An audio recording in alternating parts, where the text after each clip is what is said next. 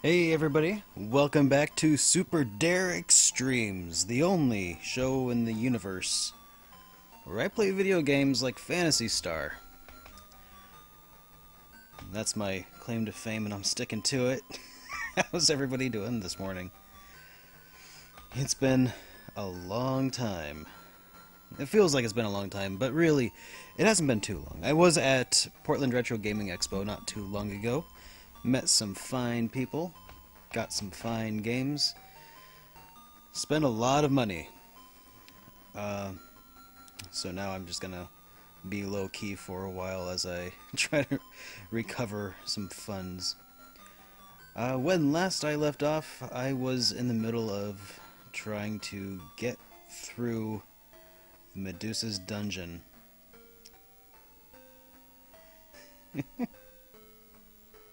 Hey, Mr. Rats, how's it going, man? Alright, so when last I left off, I was working on getting through Medusa's tower, and not doing so hot. So let's give that another shot.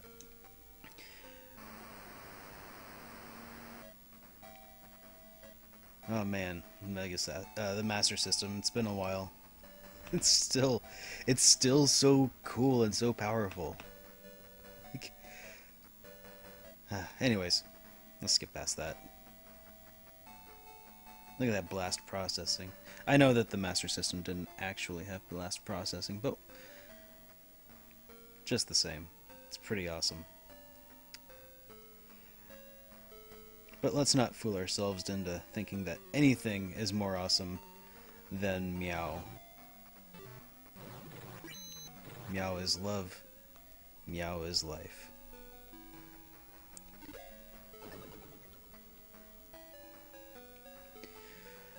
Alright. So I'm actually going to use some graph paper this time to get through this dungeon, because this was kinda nutty last time, just trying to use dots to figure my way out. I don't have any flash paper.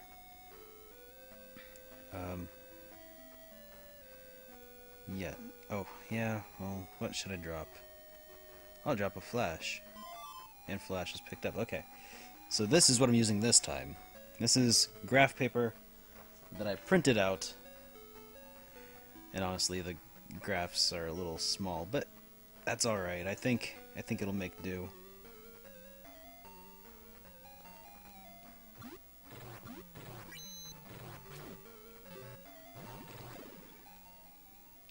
Chrono Trigger is such a fun game. But there is a point where you can easily not know what to do next.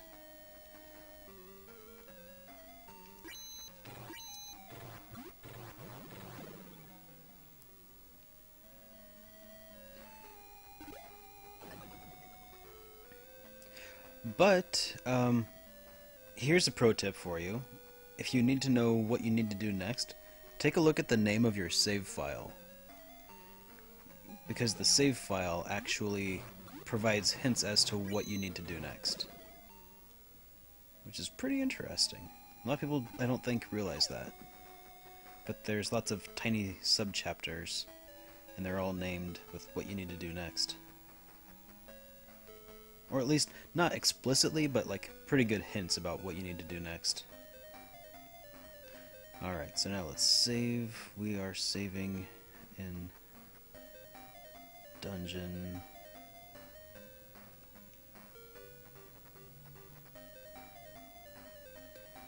Probably wouldn't be a bad idea to heal up either.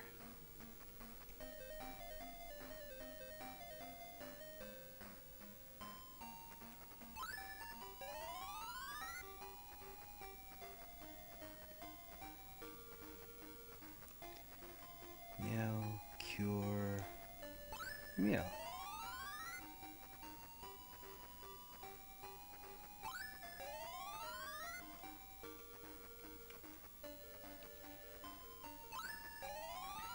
Alright, let's see how well I can do this with my brand new fancy graph paper.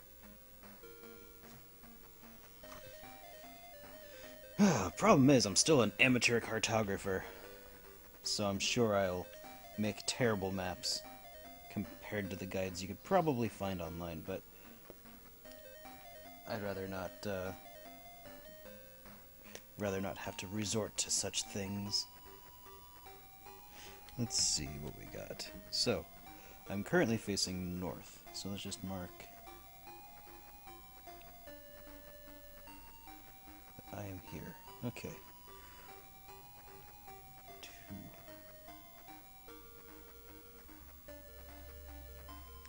And then there's one to the left of me, one to the right, and one in front. Let's go to the right. 1, 2. Again, there's a left and a right. Let's go left. 1 space. Go to the right. 1, 2, 3.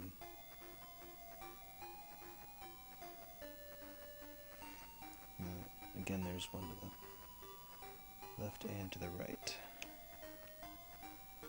Go to the right. Go 1 space.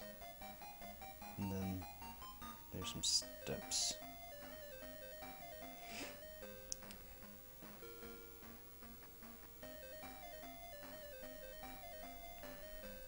If I recall correctly, from my previous map, this is my previous map, it's horrible.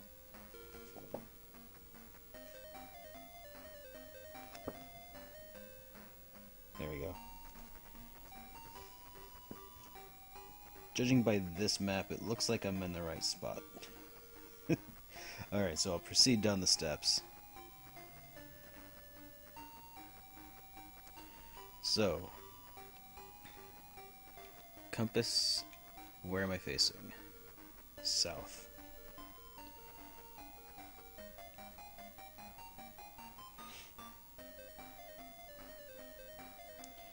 Alright, so now I'm on another floor facing south.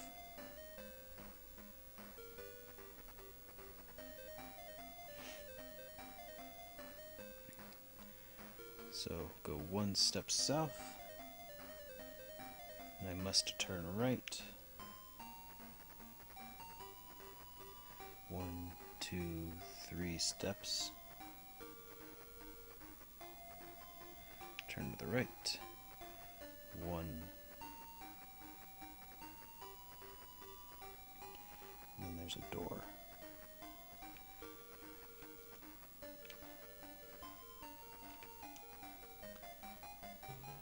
Go through the door. Okay, and still going north. 1, 2 steps. Go to the left. 1, 2 steps.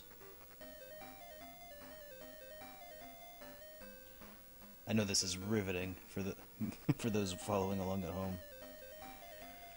Okay, and then there's a spot to the left and to the right of me. Let's go right. 1, 2 steps. Take another right, and it's a Titan. Okay.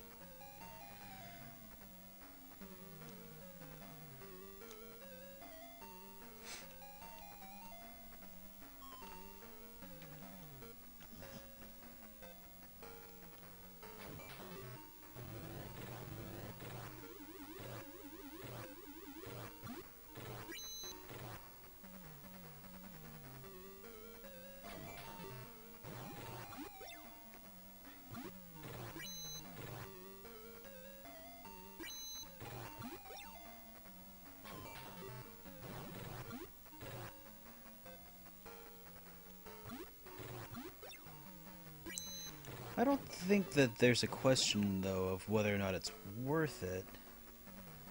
Well, maybe in a way. I'll cover whether or not I think it's worth it to play it. Because there's more to playing Phantasy Star than just picking up the game and playing it. In most cases, a lot of people don't have the console. I'll just have to see what options are out there for playing the original Phantasy Star. Alright, so now I'm facing the right. Wait, which way was I? Okay. Oh. Ay. Fight, magic. Fire. Attack.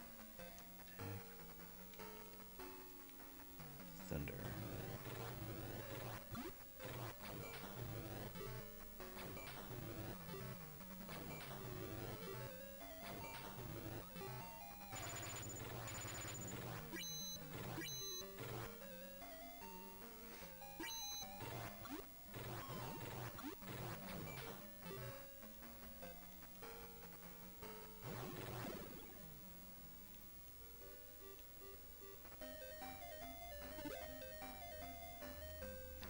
Alright, so I would have turned it to the right, and then there's 2 spaces forward.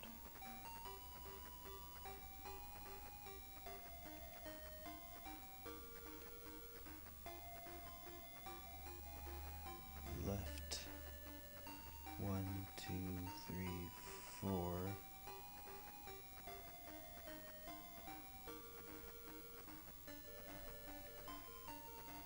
And then there's a space to my left and to my right, and to my front. Yeah, it definitely is a bit more tedious than most games that I've played.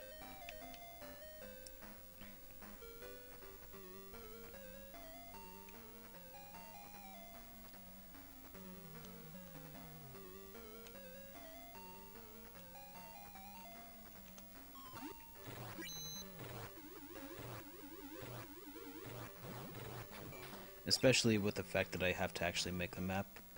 But some people kind of get some enjoyment out of that. I'm not sure if that's mostly for nostalgic reasons at this point, or if there's just something they find cathartic about it. But maybe I'll find out as I play.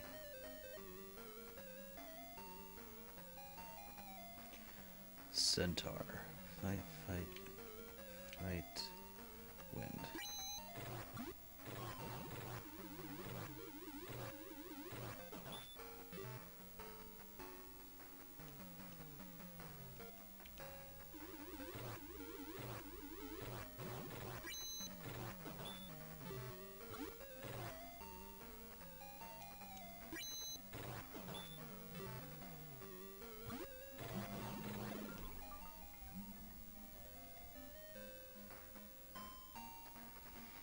Centaur is killed.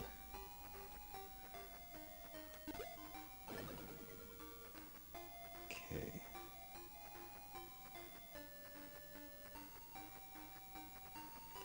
So then there's a way to the right. 1, 2, 3 spaces.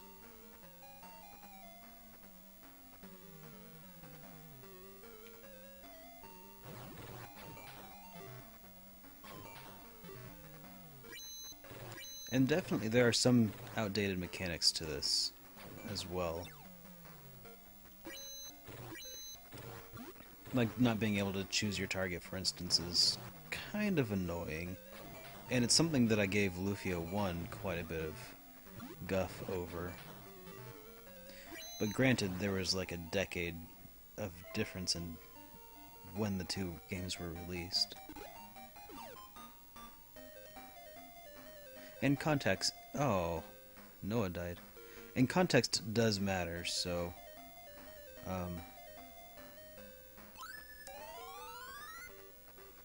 the context of the release.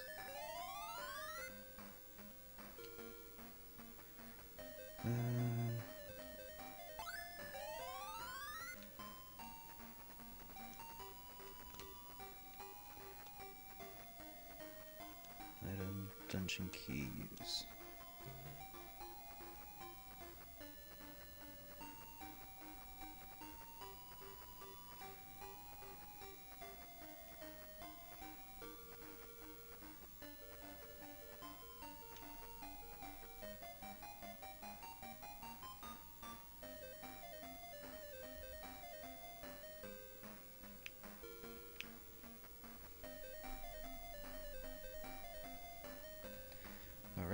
dead end. And since I've got a dead guy, I better use my flute and make a quick escape.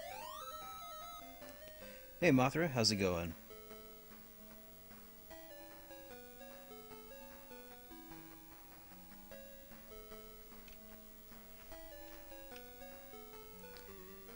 Unfortunately, Portland Retro Gaming Expo was pretty crazy, so I actually didn't get a chance to film anything with Johnny. So the review will be postponed, but I still want to finish this before I move on. And likely, the next review to come out will be my Halloween special, which I'll start gameplay of as soon as I finished Phantasy Star. Just a quick heads up for those who were on the edge of their seats waiting for an update on that.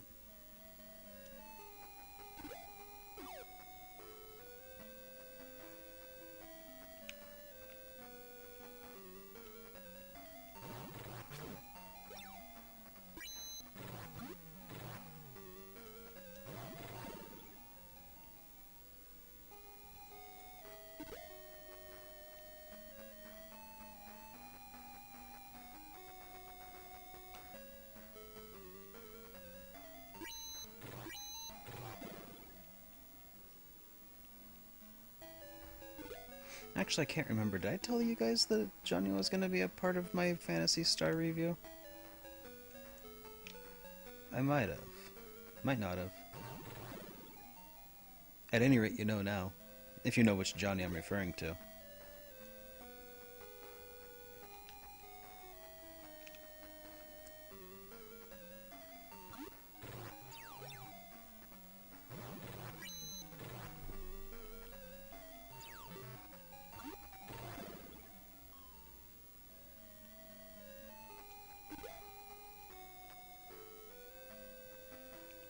I guess I can put my pen away before it dries out.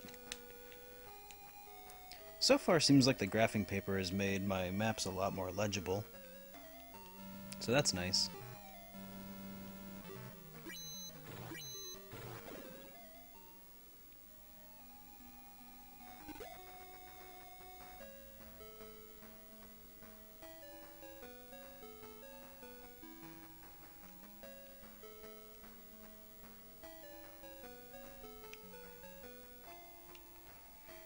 Well, now you know, and knowing is half the battle.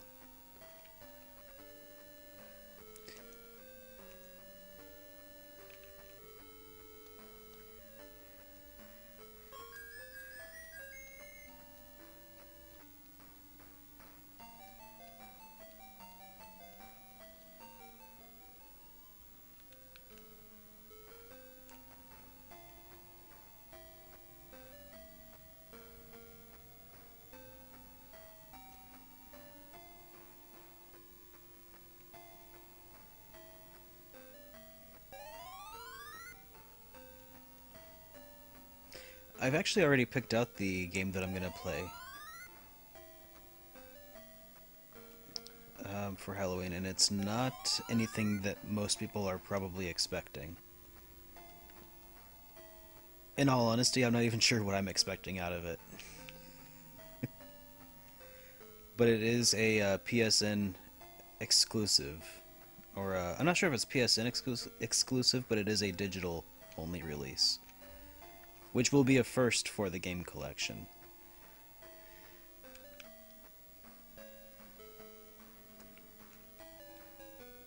Yes, it is Glover. Thanks, Mothra. Thanks for ruining the surprise for everyone. I worked so hard on this. Why you betray me?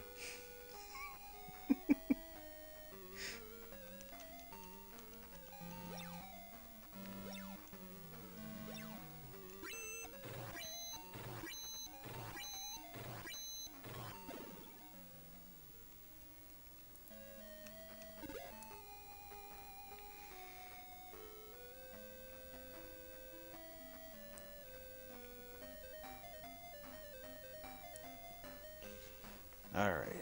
let's see if I can follow my map. That's the important part of making the map, right? Is I should be able to figure out what I'm supposed to do. So, right, up.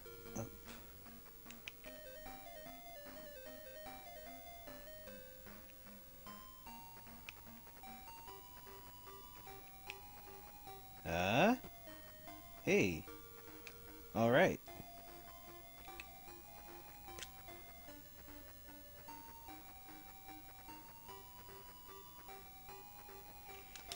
Okay, so now, take me here.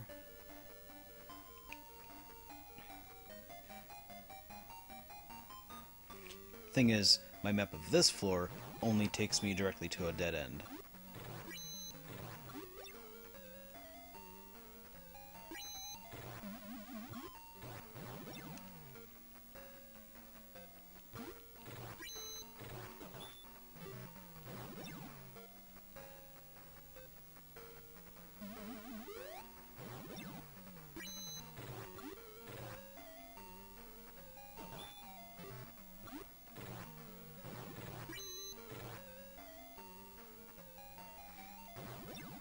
I'm glad that the centaur is no longer, like, one-shotting my characters. It tends to make a big difference, so I found.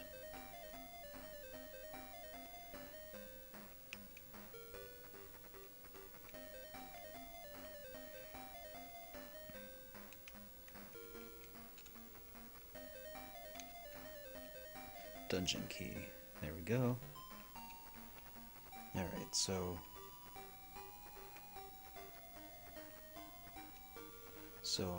at this point here, it would probably be a good idea for me to check out this southern pass, or the southern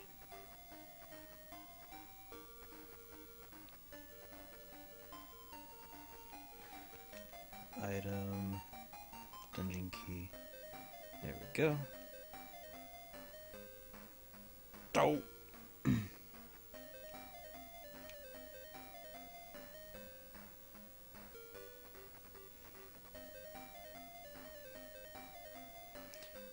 Alright, well there's that dead end, okay.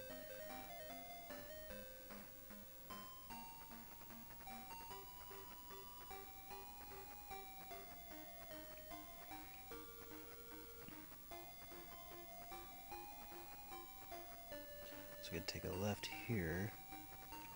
So I believe I'm facing west right now. Compass says west. Okay. So 1, 2, 3.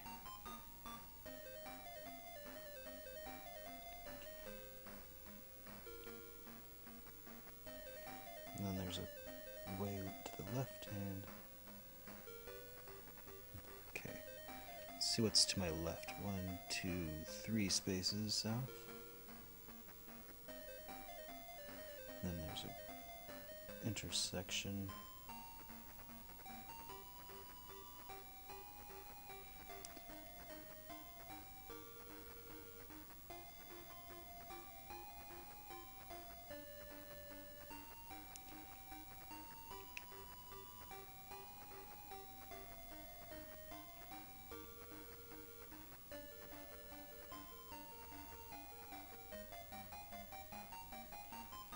Okay, then to my left again.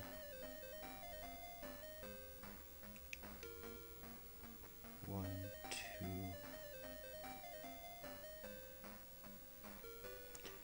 Alright. Dungeon key.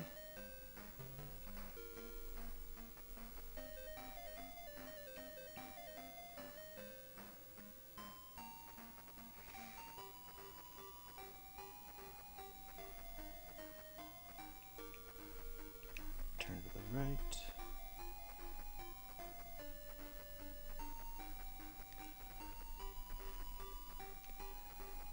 Dungeon key.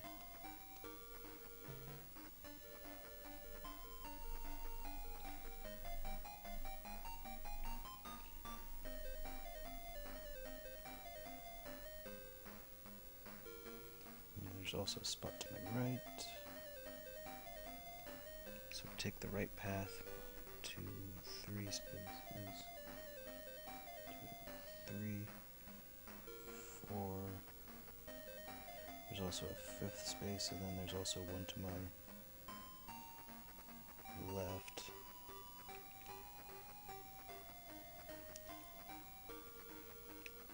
Space up to my right. 1, 2, 3, 4.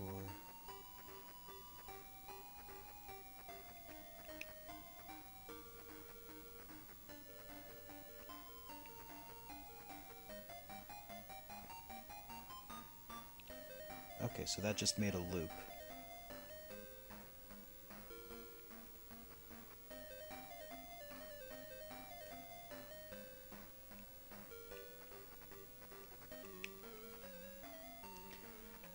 Alright, attack the sorcerer.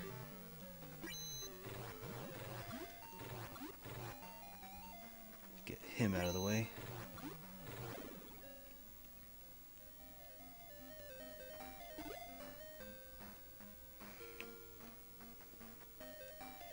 Alright, Southern Passage goes 1, 2, 3 spaces.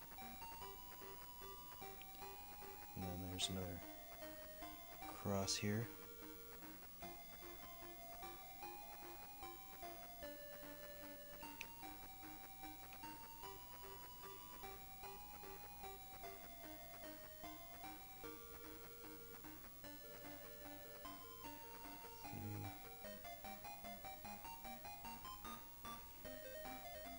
There's a space to my right.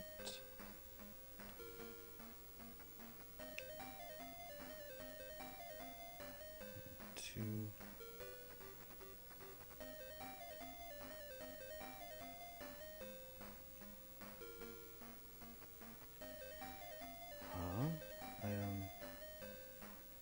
Compass. Am I facing south? Yeah. Why is this door open? 1.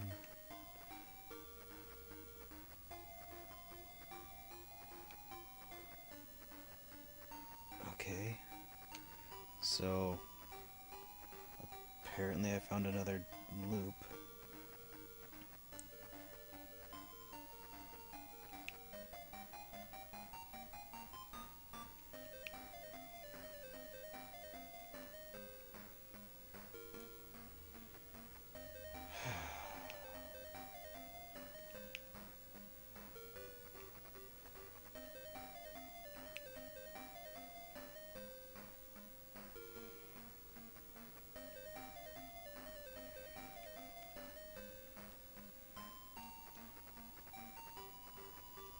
Currently facing west. Okay. Here I am. So now I take it right this way. 1, 2, 3, 4.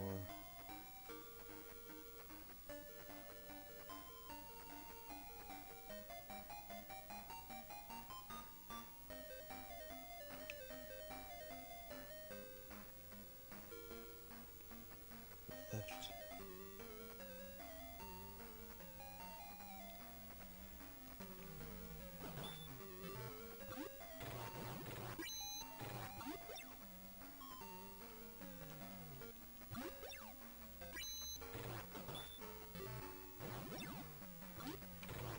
Yeah, this is definitely pretty Western.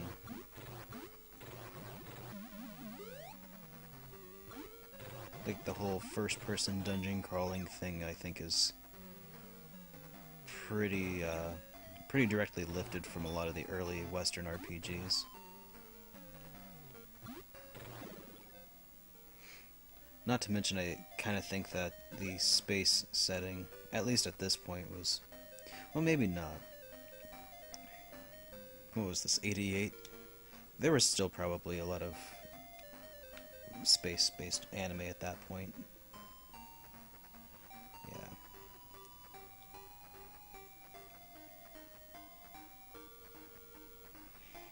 Take a left here.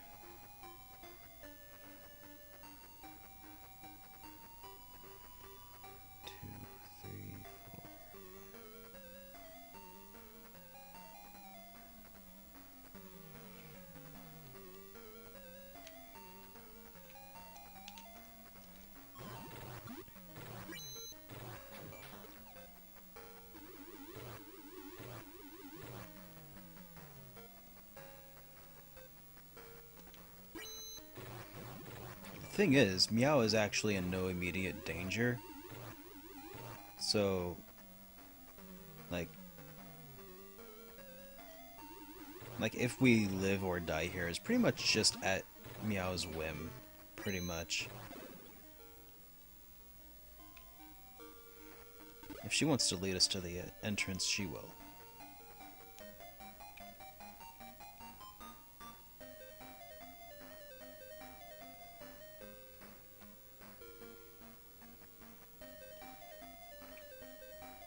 Why is this door open?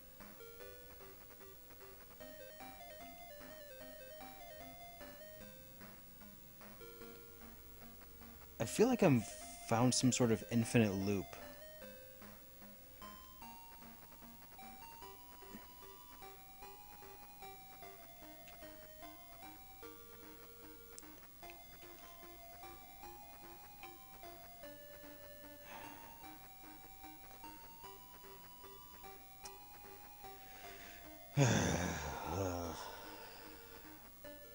I'm not...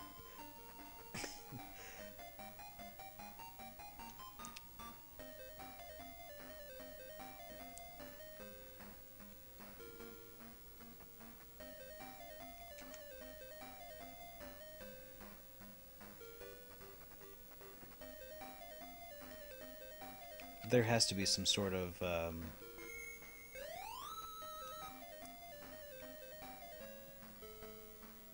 has to be some sort of screwy thing going on in this map. I mean, granted, I'm very new at making maps, but I'm pretty sure I know right from left.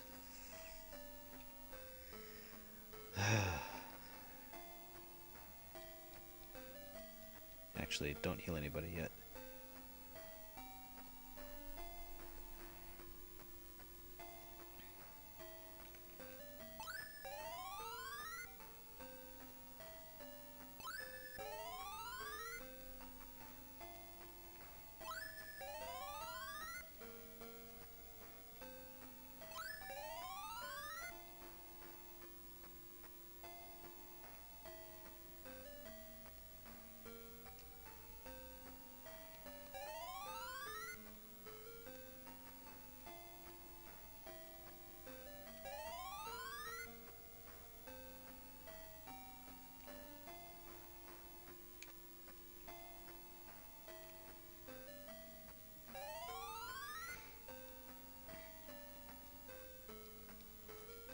Alright.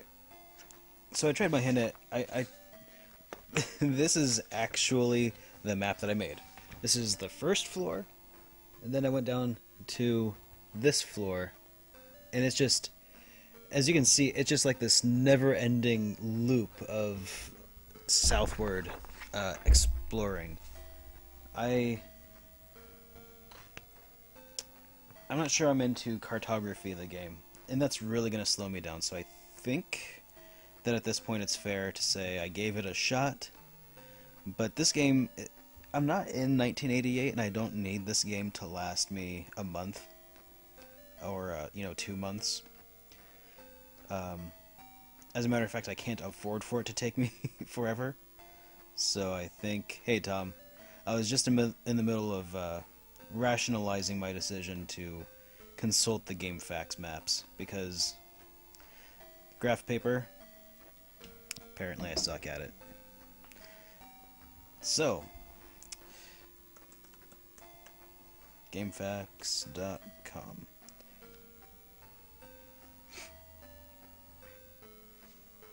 People watching my reviews don't live in 1988 either, and they'll also have GameFAQs at their disposal, so I think this review could definitely utilize GameFAQs maps.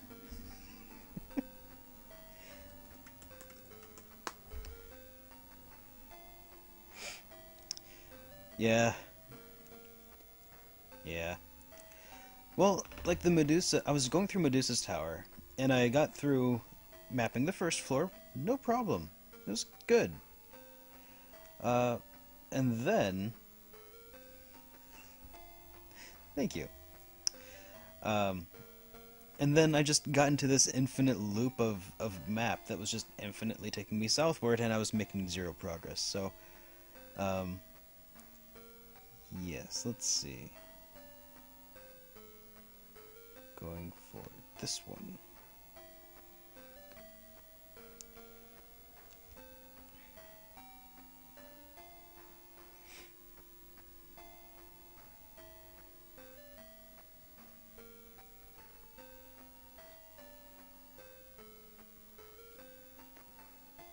There we go. Medusa's Tower map.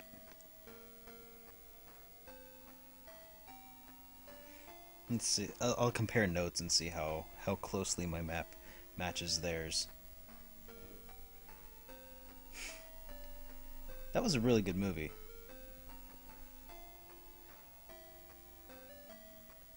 Alright, so let's see if I was right about there being this infinite loop. Oh god, there's 7 floors. And I only made it to basement 1.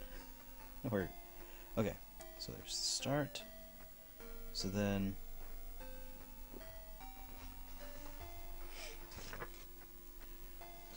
Alright, so...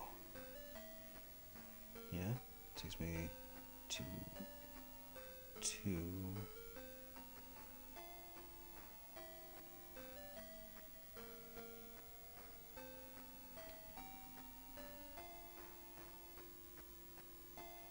Okay, so I got here, 2 goes...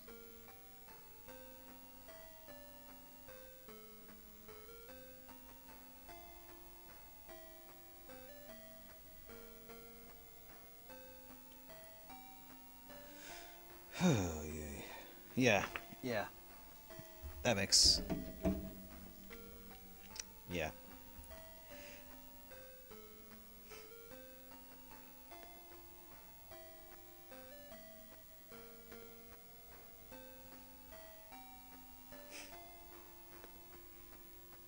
Alright, so let's move on. Oh, yeah.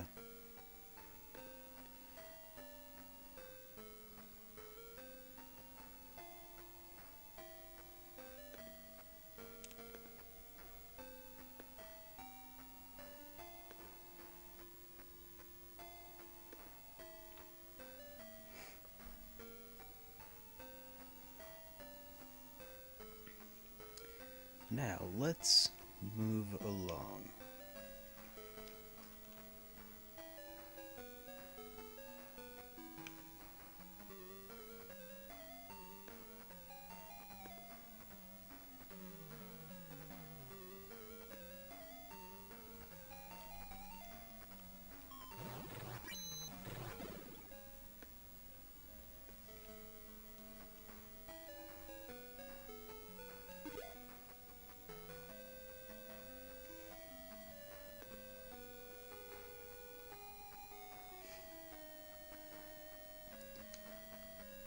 No, it doesn't look like Medusa's Tower actually has any infinite loops based on the much better made map that I'm looking at right now.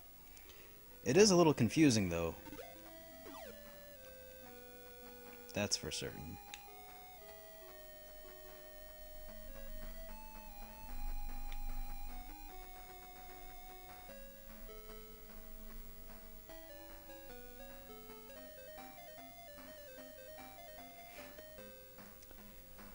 Alright.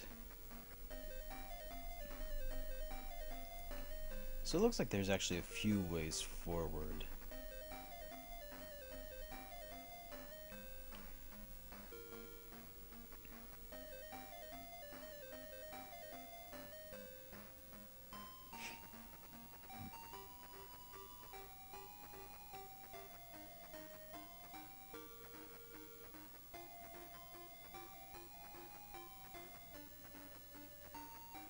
Yeah, the dungeon music is pretty sweet.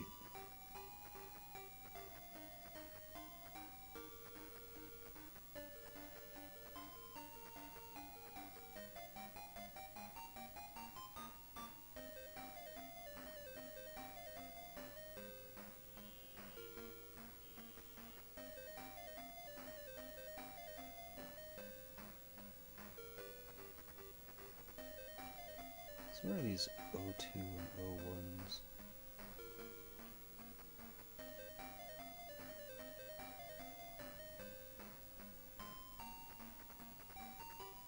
Okay. So looks like those would be traps to be avoided.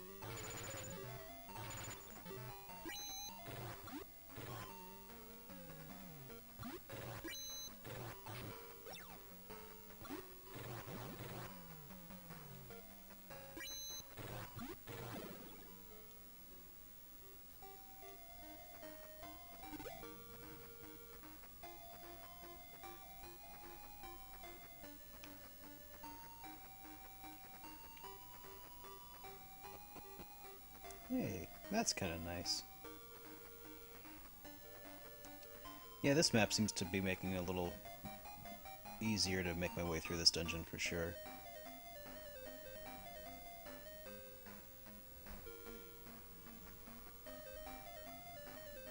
Oh yeah, Fulu's boss battle theme music was pretty awesome.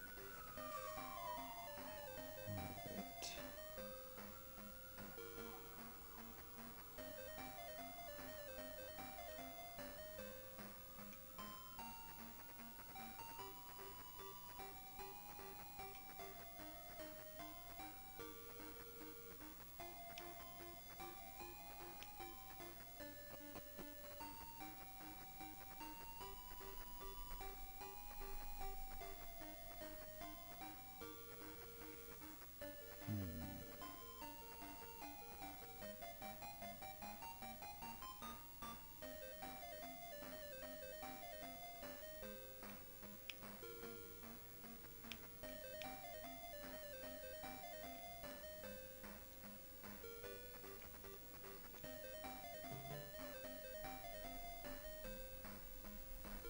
Halt! Go back! Your last chance!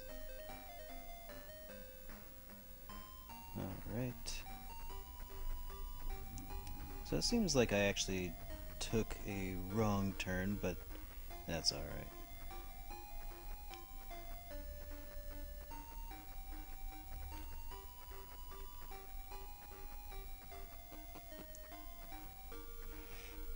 Okay, so now I'm back on the third, or the second floor.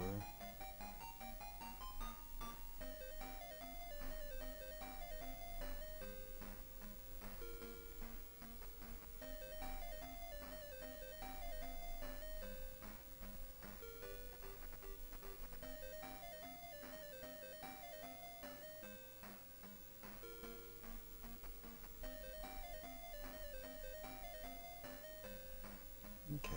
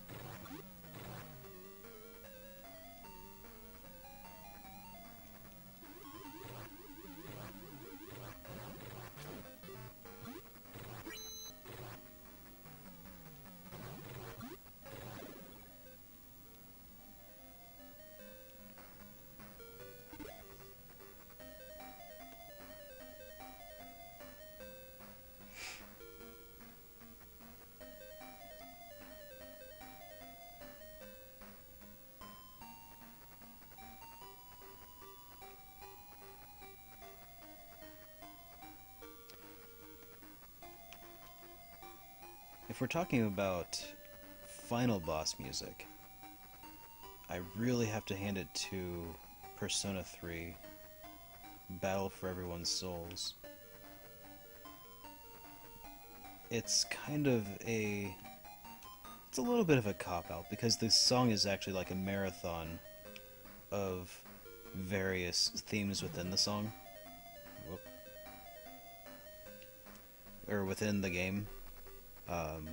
But it has pretty awesome like rock guitars mixed in with the poem for Everybody's Souls. Along with some symphony and stuff. That was really awesome. Didn't mean to fall through that hole. Let's try that again.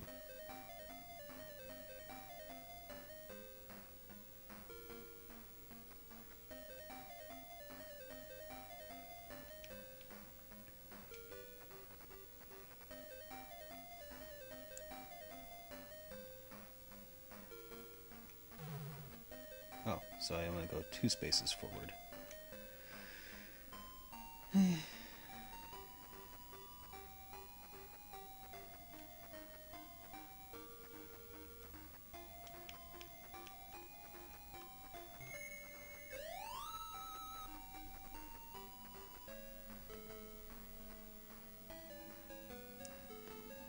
The other song that comes to mind with boss battle music, I remember very few boss battles specifically, or boss battle themes specifically, but Lavos' theme from Chrono Trigger just stands out so well in my mind, with the organ as like Lavos is rising. Da da da da. It just like left a permanent impression on my mind. It's probably not technically the greatest song, but it was pretty iconic.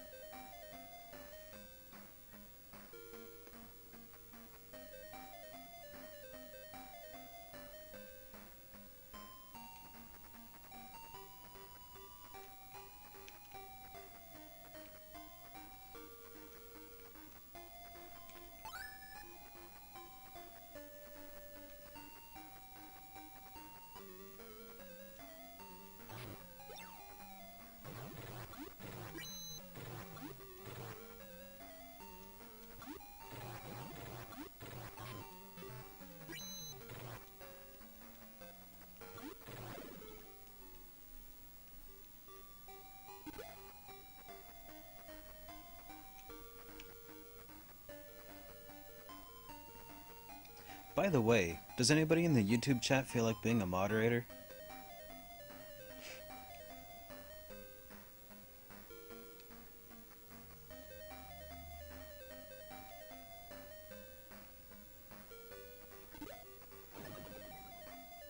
No, it's empty.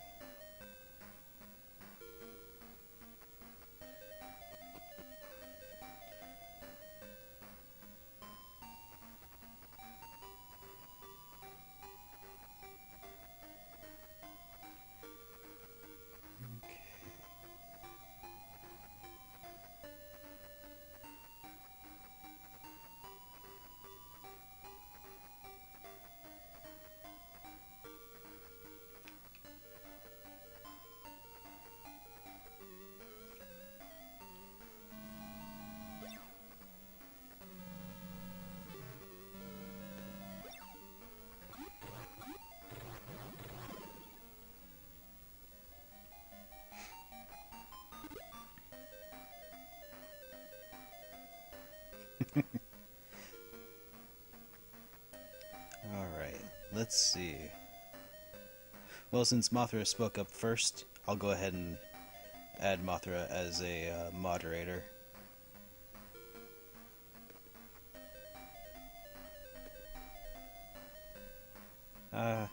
Hell, you too, Mr. Rats. Alright. You can both have phenomenal cosmic power.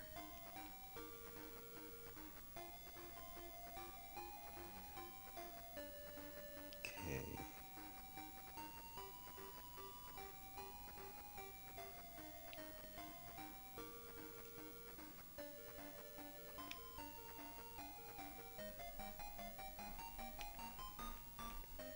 Oh, too late. You already made your wish.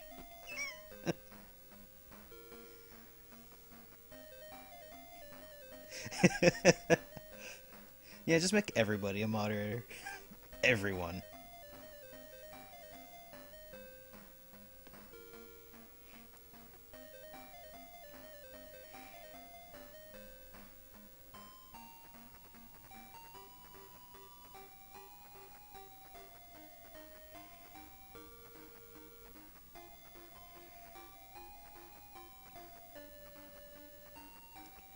Alright, so now I've made it to the 3rd floor.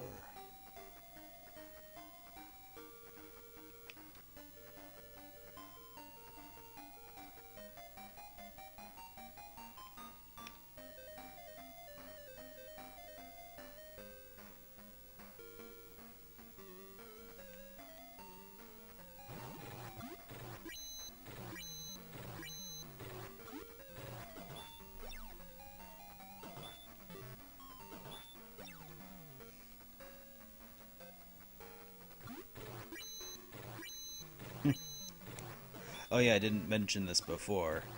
You must now fight to the death, because in the end, there can be only one.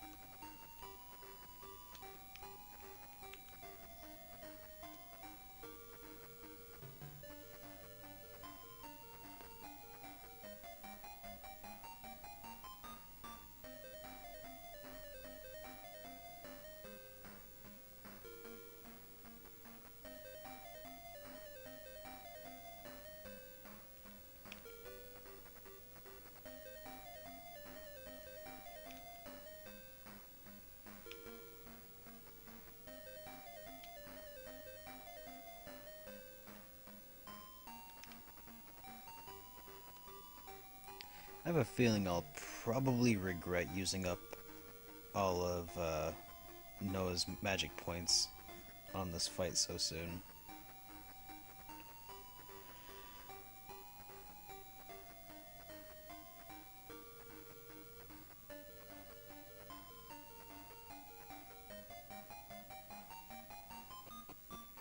So I think he's only got 4 magic points, 6 magic points left. Not even enough.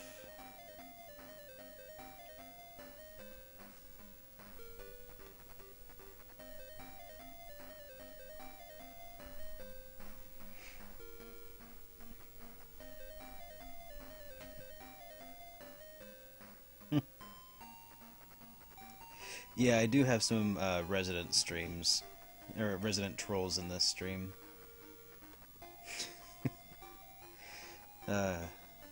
Pretty much everybody in multi-tap does nothing but troll each other.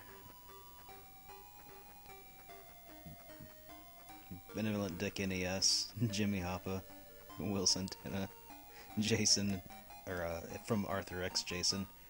Pretty much we're all just a bunch of trolls to each other.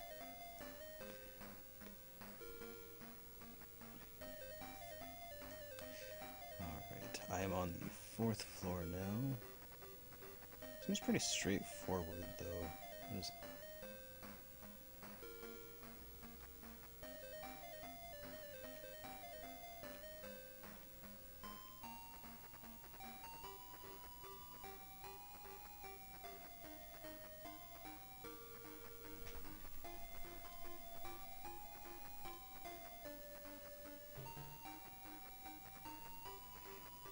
You can usually tell which ones are friendly trolls and which ones aren't because the friendly trolls are actually funny.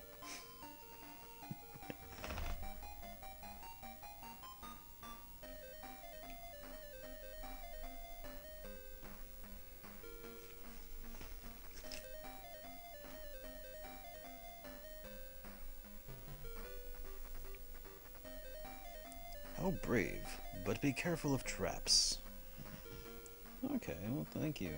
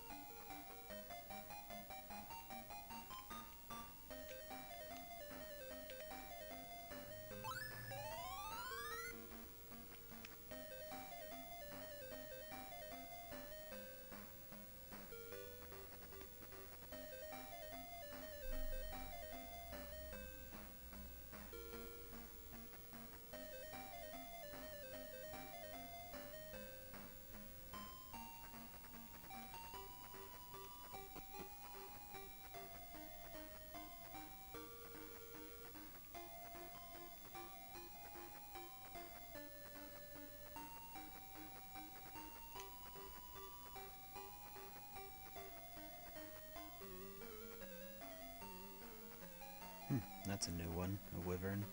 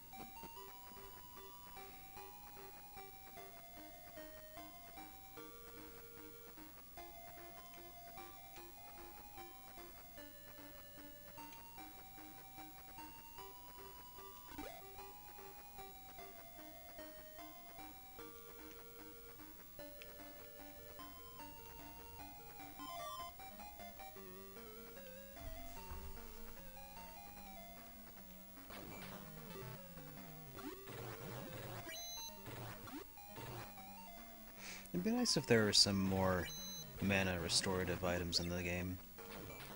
Or any for that matter. Like, maybe if instead, you know, if the burger cures magic points, or hit points, then the cola ought to restore magic points, I think. Maybe that's just me.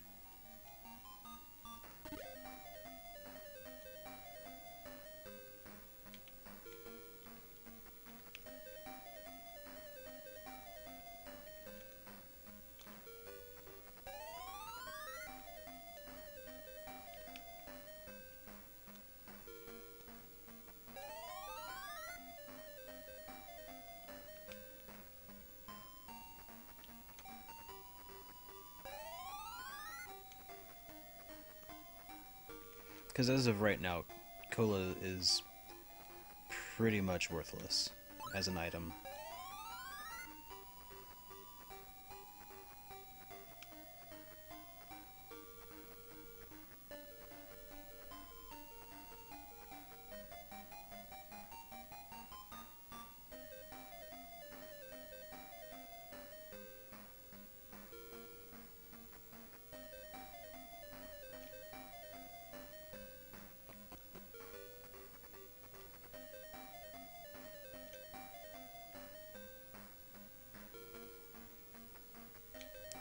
Alright, let's try this out.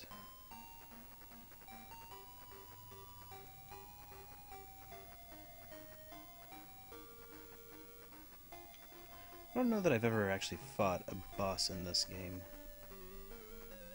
No, I guess I have. Whatever. Here's Medusa.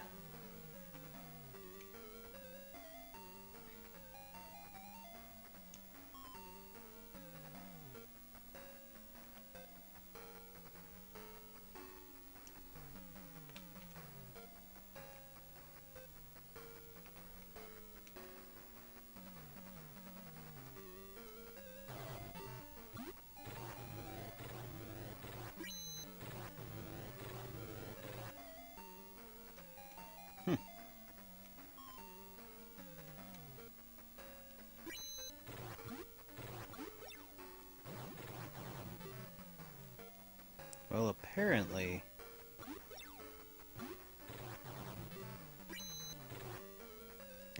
for a boss fight, this is actually not too terrible.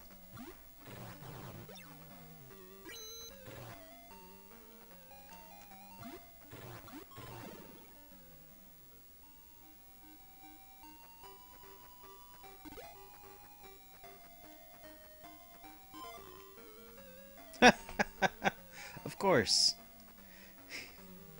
Immediately following the boss fight, there's a much more difficult fight. Why not?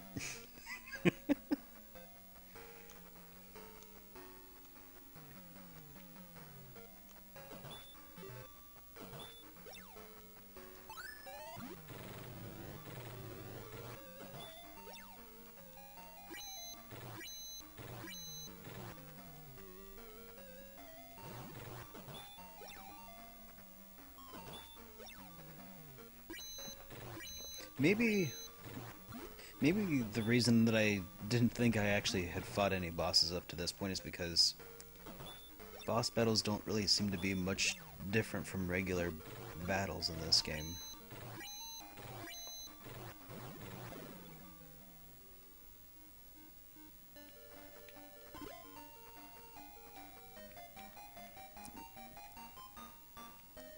Well, let's see, you got the Laconian X, so let's equip that on Odin. I take it he's the one who will wield the axe. And now we can get out of here with a flute.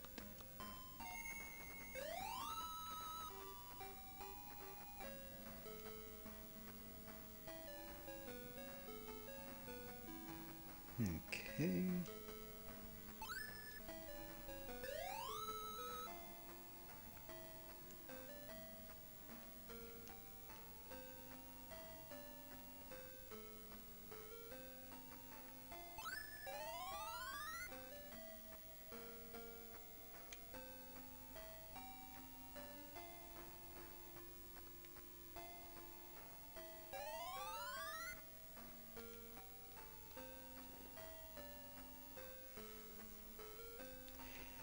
Phantasy Star 2 is one of the games that I picked up while in Portland, so I definitely plan to.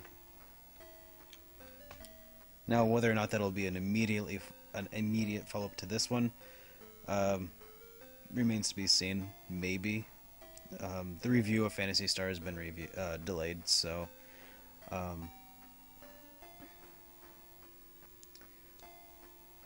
so maybe by the time that I do release the review of Phantasy Star, I'll be ready to play Phantasy Star 2.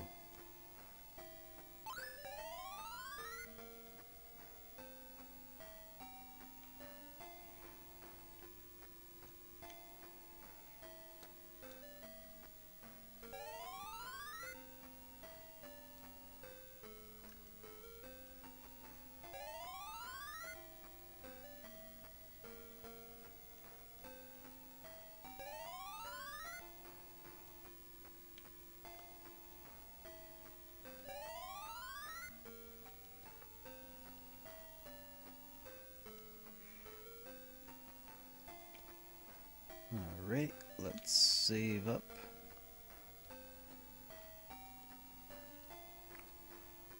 And now let's see if we can find out what I need to do next. So I got the magic shield, and I got the cool sword, or axe.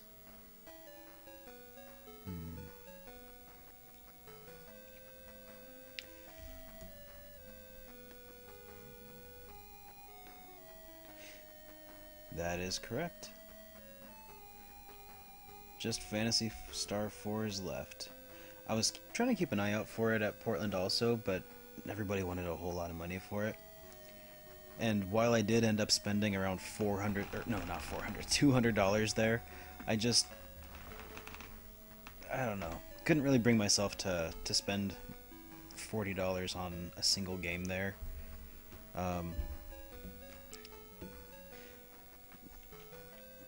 But who knows? Maybe I'll be able to afford it before long. Maybe. We'll see. I did fill in a few gaps. I now have almost every Final Fantasy, or every iteration of Final Fantasy that was released in the United States. I picked up Final Fantasy 1 and 2 from a buddy of mine. And when I was at the convention, I also picked up Black Label copy of Final Fantasy VII for $20. That was the only reason I haven't had Final Fantasy VII up to this point, was because everybody wanted to sell the Black Labels for like $40 or $50. It's just, I mean, the game sold millions of copies. It's not a $40 or $50 game. So, but I was able to find one, and I'm pretty happy with it. Let's see now.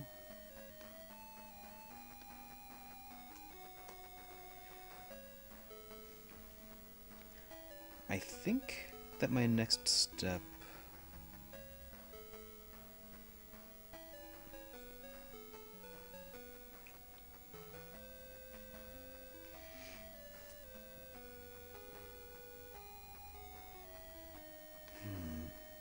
What's left?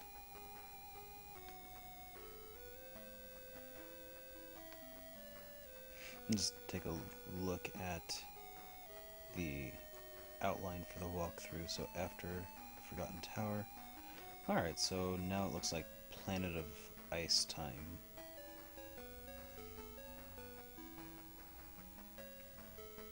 Alright.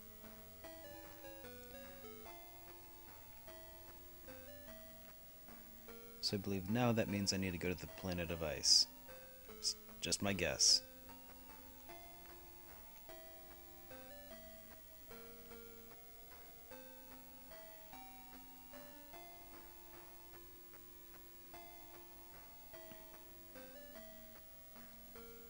Wait. Now to go to Skur. There we go.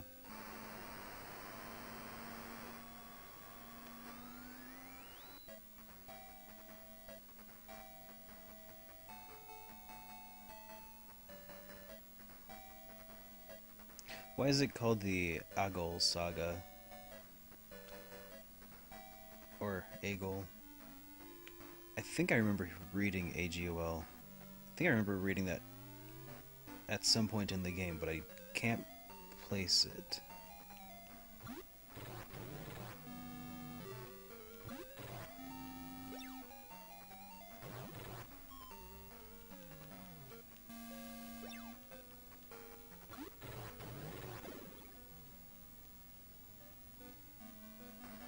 Seems that new axe is pretty nice.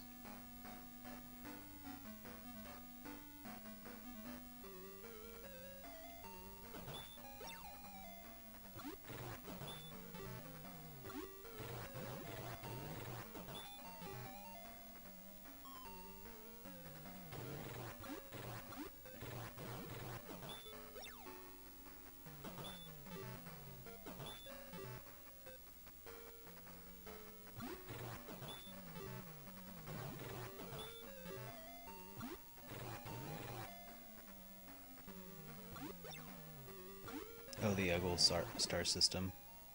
Okay.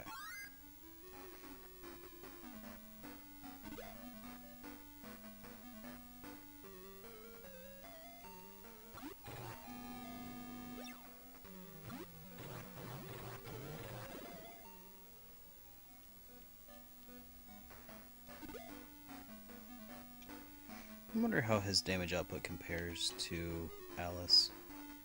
Attack is 95. 120. Dang. Meow. 110.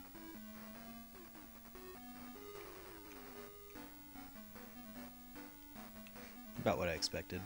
He's a mage, so. But as a mage, I kind of would have preferred a larger mana pool. Meow really seems like the most well-rounded character. Decent sized mana pool, high damage output.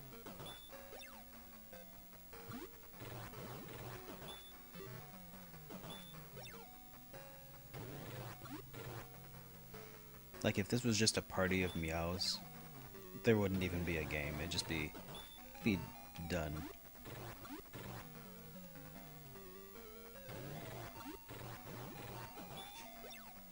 That would be a pretty interesting ROM hack.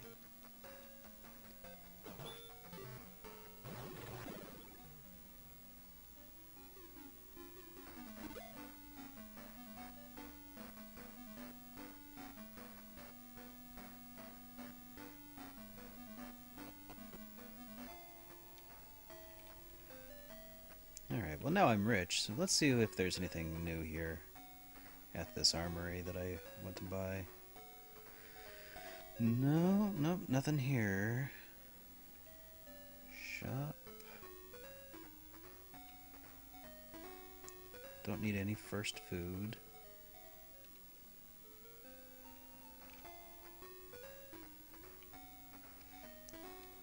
I got a lot of stuff I could sell.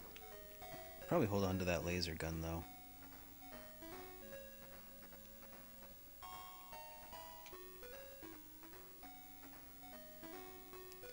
Oh, algal.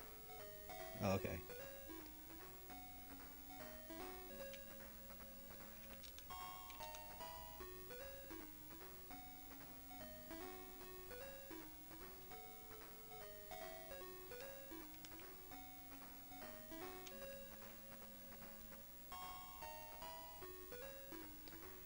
Okay.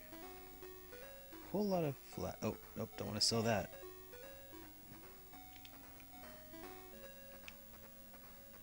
No, I said no. Oh, you jerk.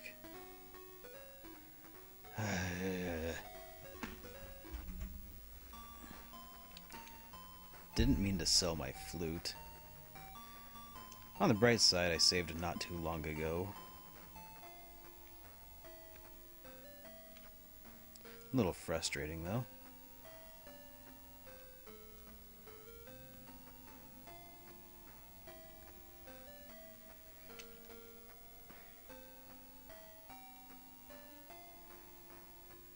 Here's a secondhand shop. Maybe I'll just see if I can sell everything from here.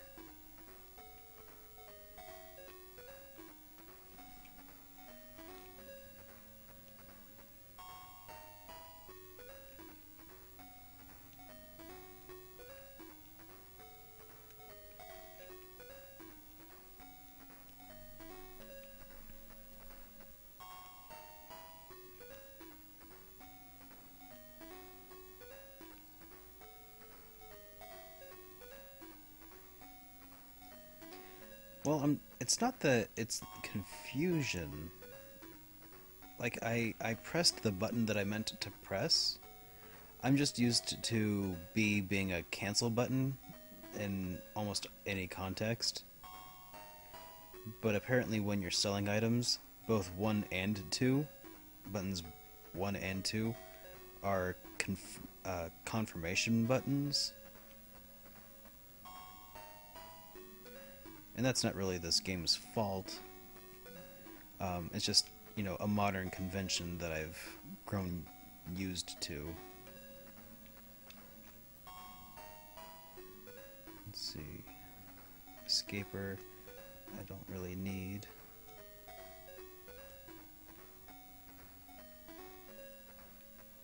Hovercraft, flute, road pass, compass, dungeon, Iconium pot, half-speed, amber light.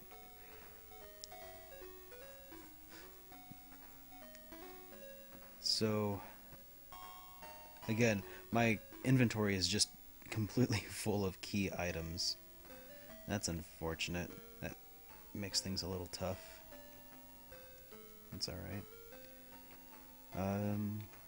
That's alright though, because really I don't need very many items. Or it doesn't appear as though I do.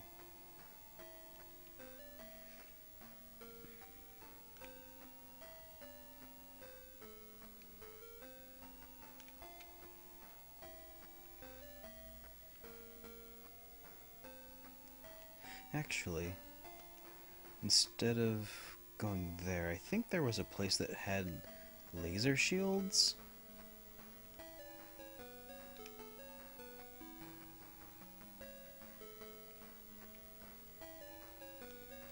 Maybe I can get them if I take this hovercraft.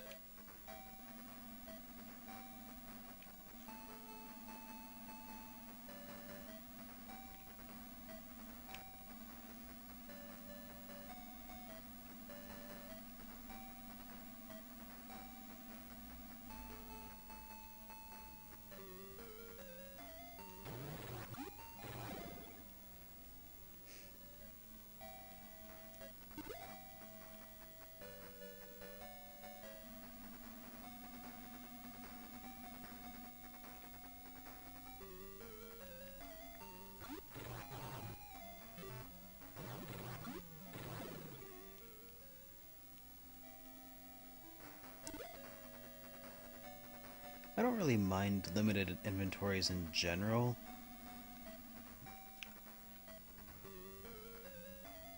I just don't like when items don't stack. Really.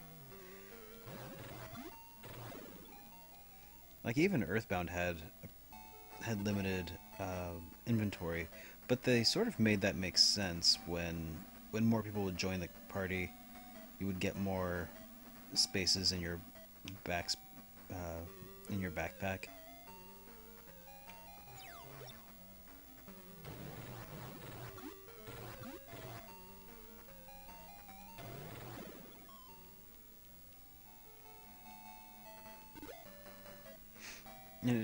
And it didn't really bug me there.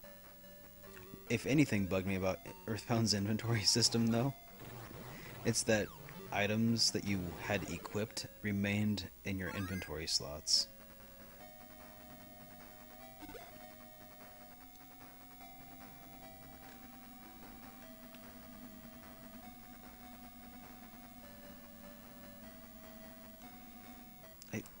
Did I just say something negative about Earthbound? What is this? What have I become?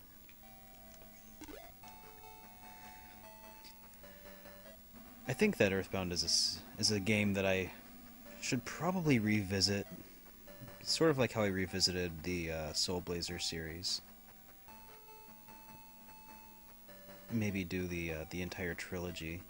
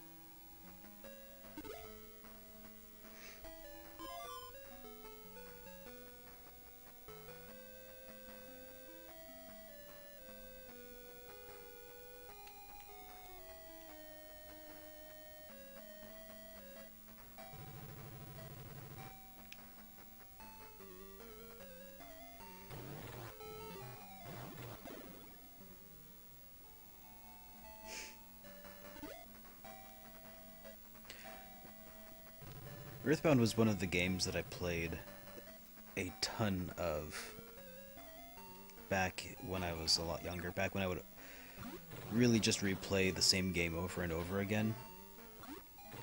There was a set few that I would just continually replay through over and over. Earthbound was one of them, Chrono Trigger was one of them, Secret of Mana was one of them.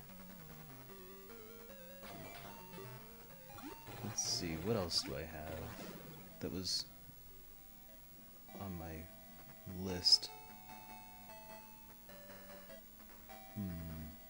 Oh yeah, the Soul Blazer series. All of the Soul Blazer games, really. Breath of Fire 1, I think mostly Breath of Fire 1, not so much 2.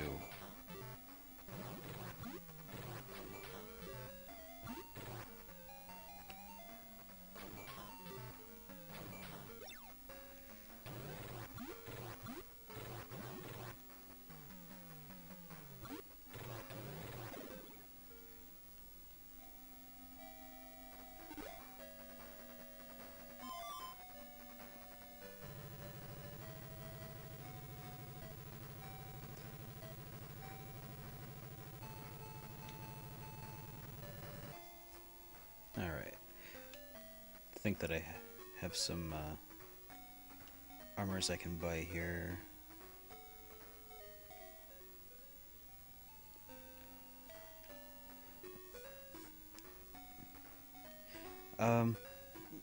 No, it's just because I didn't get into Breath of Fire 2 for some reason. Though Breath of Fire 2 is a game that I do plan on also revisiting because of that fan translation, that fan retranslation. Looks like they did like miracles with that game. And I wonder how much it would change my perspective of the game to play a different attempt at localizing it. Laser shield.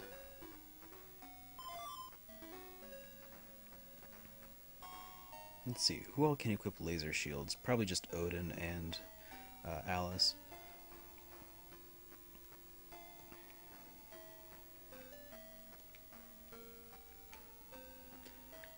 Um,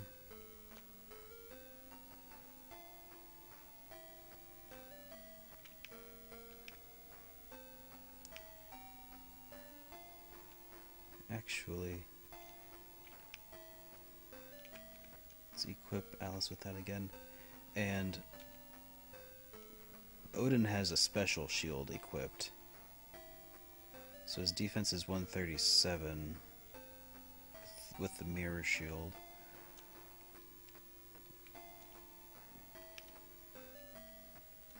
And Odin, equip that. Stats, Odin, 137 to 127. So I guess I only need one laser shield here.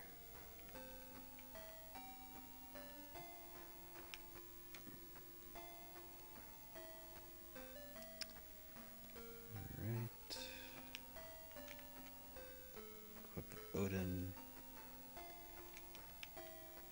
Equip Alice. Oh yeah, the fan retranslation of Breath of Fire 4 is more than just a retranslation. They did graphical overhauls to the game as well. Like they really buffed that game out.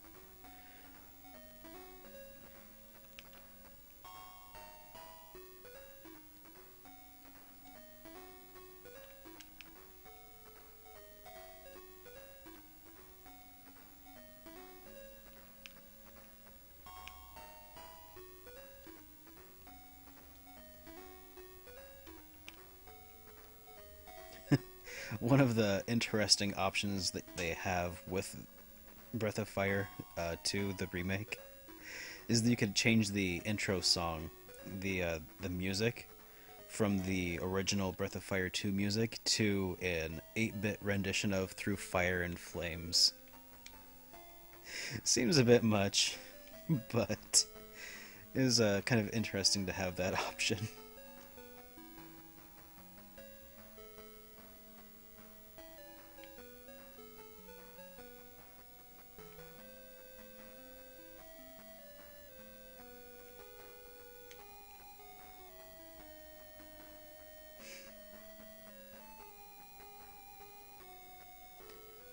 Somebody else had zirconian armor. I wonder if that's... Or... Oh, let's see. Item, Land Rover... I kind of think it's funny that there's an item called Land Rover, and every time I think of it, I think of the British car manufacturer. Makes those massive SUVs.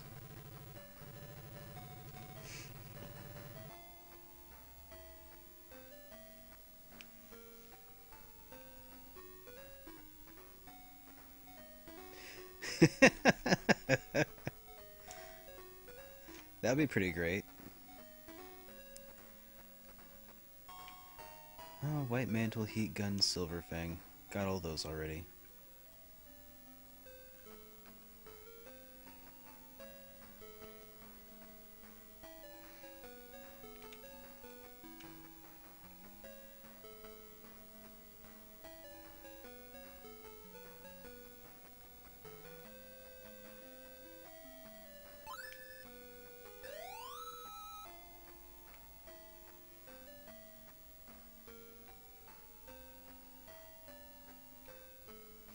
Canyonero.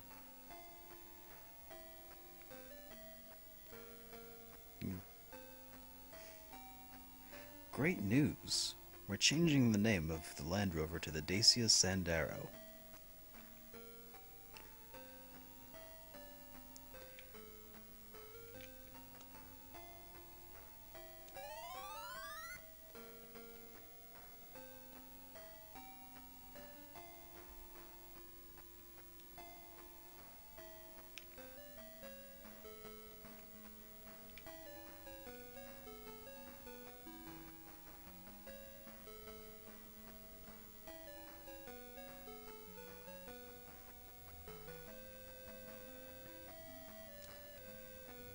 Let's see. Item.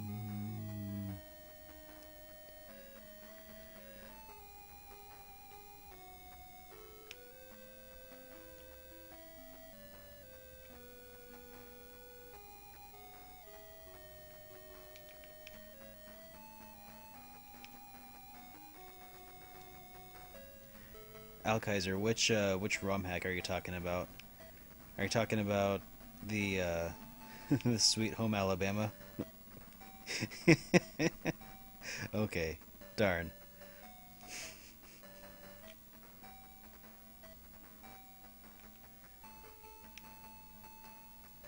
It's worth a shot.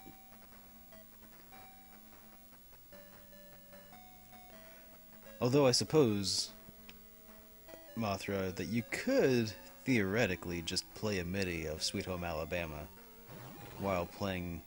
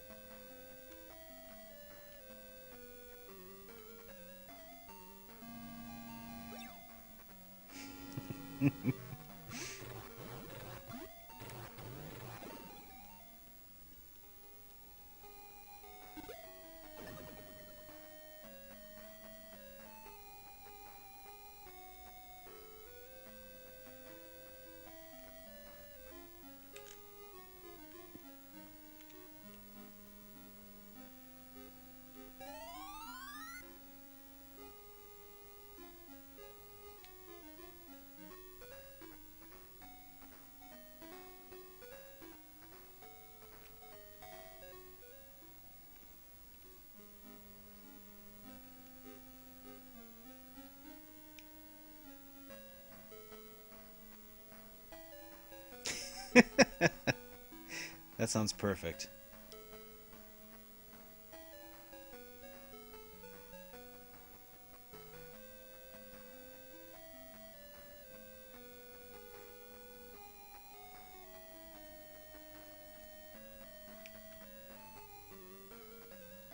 I like romhacking.net. It seems like the site is pretty well put together.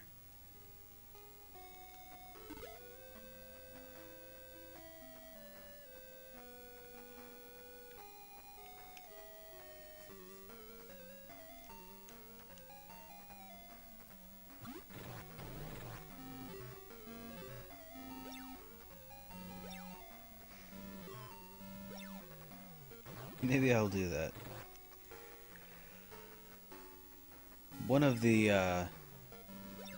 things that I've got coming up, not sure if anybody's interested here or not, but one of the things that I've got coming up on November 1st is for some video commentaries that I'm going to do for my reviews. Just came up with the idea a few days ago. Seems like it'd be kind of neat, but it's gonna be...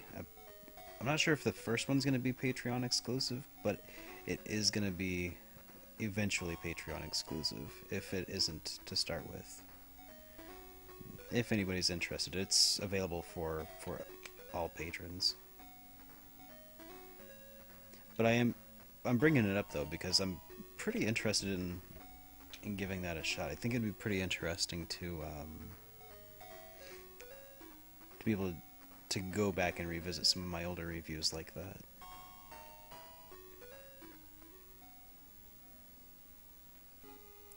And I think that when I get back to reviewing the Sweet Home, they're talking about the Sweet Home thing, I would probably like to play a portion of that. Just because that seems so random, but I think everybody who hears the name Sweet Home immediately thinks Sweet Home Alabama.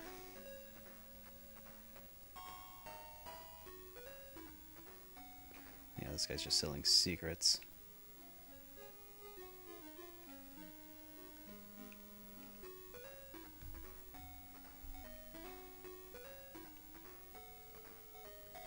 Alright. Yeah, here it is. It looks like Zirconian armor, maybe. What armor do I even have equipped right now, though?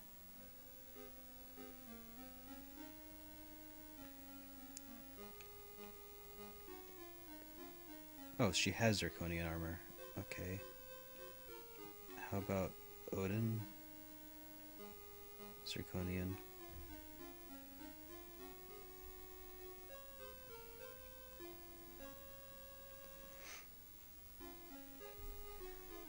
Let's see.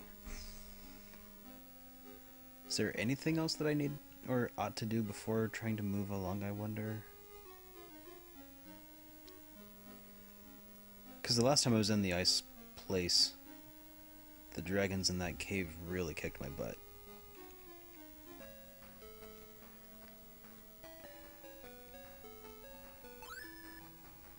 Hey David, how goes?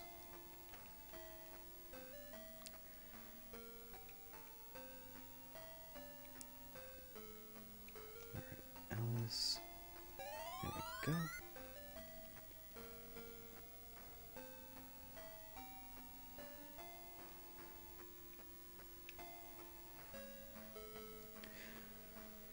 Oh yeah, to get there I need to actually go through the west side of Gothic.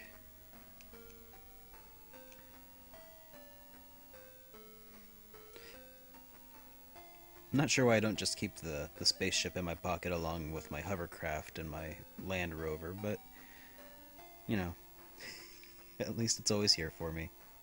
Yeah, I finished off Medusa, and I think that I remembered that there was a laser shield off in one of those other towns, and I went and picked it up.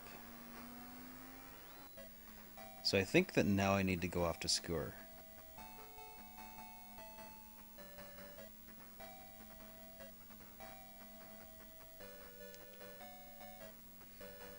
Yeah, I finished off Medusa, got the axe.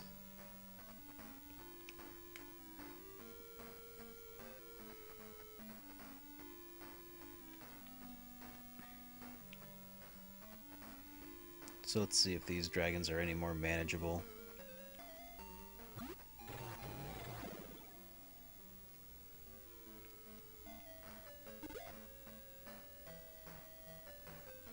The cave with the monk?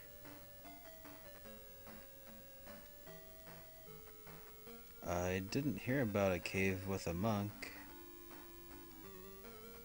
The one mentioned in the forest poison town? Was that the one where you get the shield, the mirror shield for Medusa?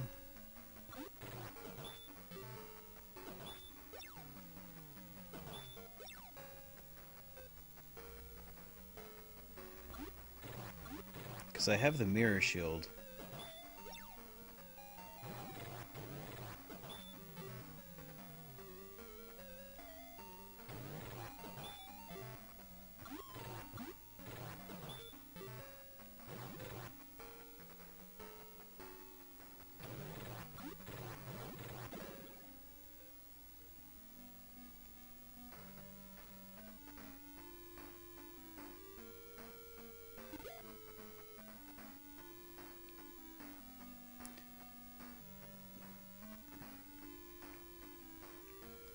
Yeah, because right now Odin's got the Laconian axe, Zirconian armor, and a mirror shield. So there was someone mentioned a monk in a cave that I should check out.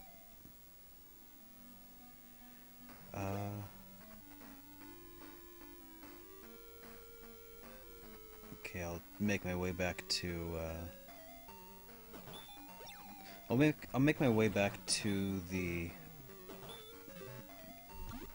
forest, the poison gas cloud forest town. Let's see if I can spot what you're talking about.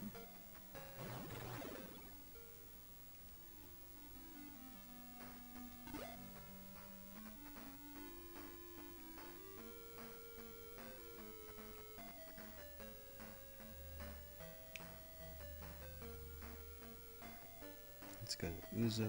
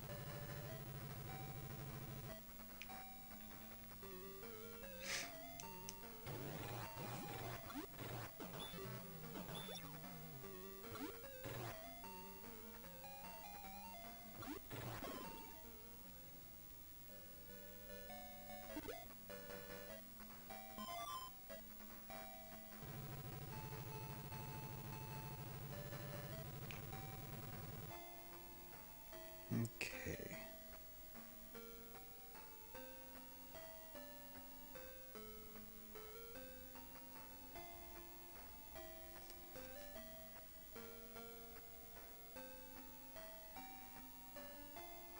This town is called Sopia. You are brave to penetrate the gas. The elder got into some beans. Not many people have been able to make it this far. Before Lassic came to power, even our town had plenty.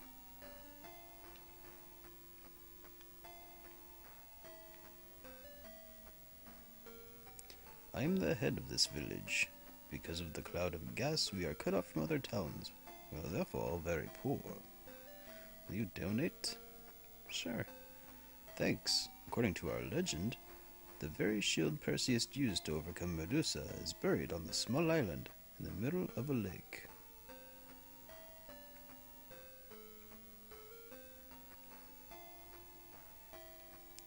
Hi, I'm Mickey. Do you like Sega games? Yeah, of course. Sega games are best.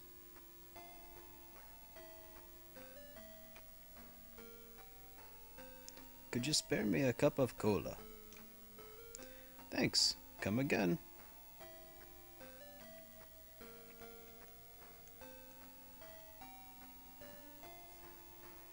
I've heard that Palma is a beautiful planet. Is that true? I'd like to go visiting someday.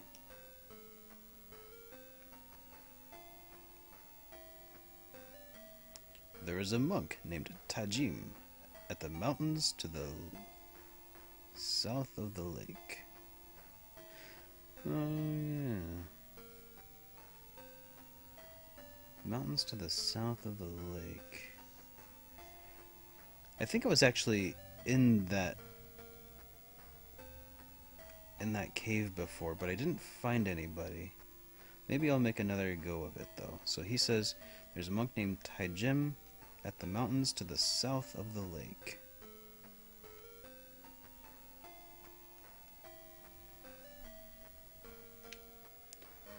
Alright.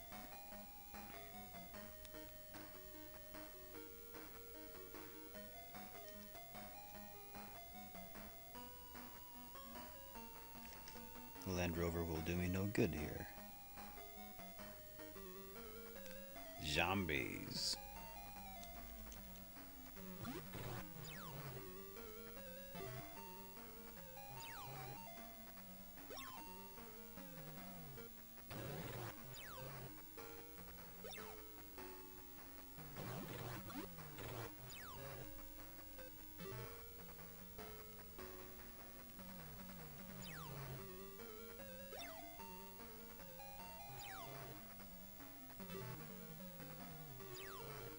Just go directly south from town. Okay.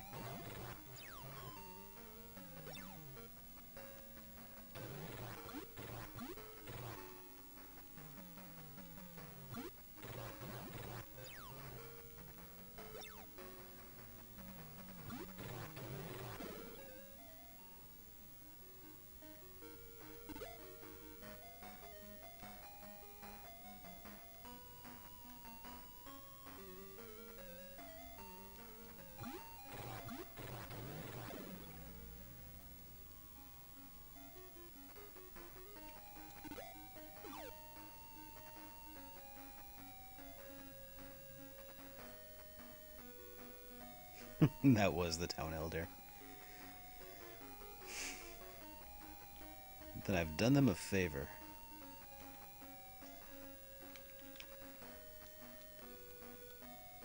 Last thing you want is an old geezer biting people, turning the town into zombies.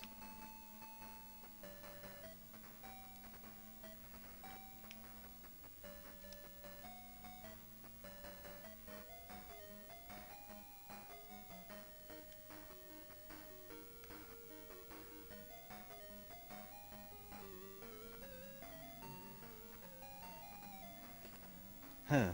Hey, Barbarians.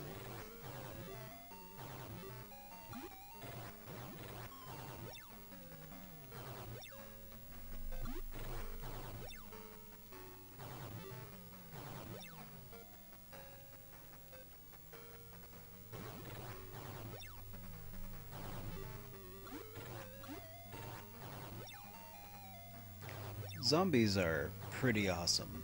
A long time ago, way back when I was actually trying to become a game designer, I've since abandoned any such dreams.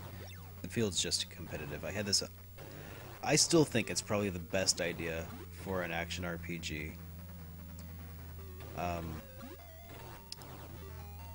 It's... What is that sound? Anyway, I'm just telling it to people now because if it gets made by someone with more connections than I, then I'll just be happy to play it. It's a game that takes place in a school that's been infested with zombies, a high school. The working title of the game was actually called High School of the Dead before that whole anime and manga thing came out.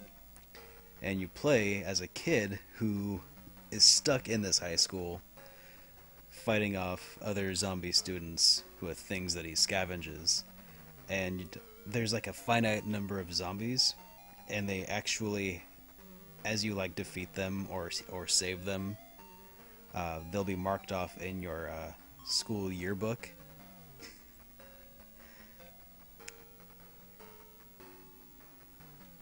And that would be a lot of fun. Oh, yeah, that's right. I was fighting this guy. Magic. Fire. It's probably one of those games, though, that would eventually be targeted by the media as encouraging school violence and stuff. I just think it'd be really cool.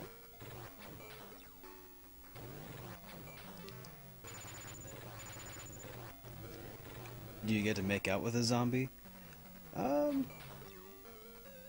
You know, I suppose you probably could.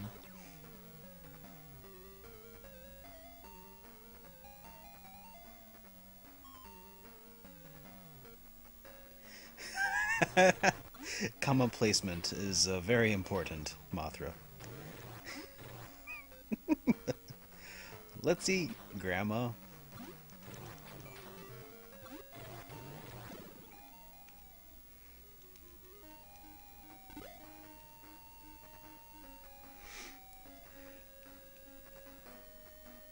But yeah, the idea is that, like, various large rooms within this high school, like the gym, the place with the swimming pool, the auditorium, the theater, would all have large boss fights where you'd fight against, you know, mutated zombie faculty.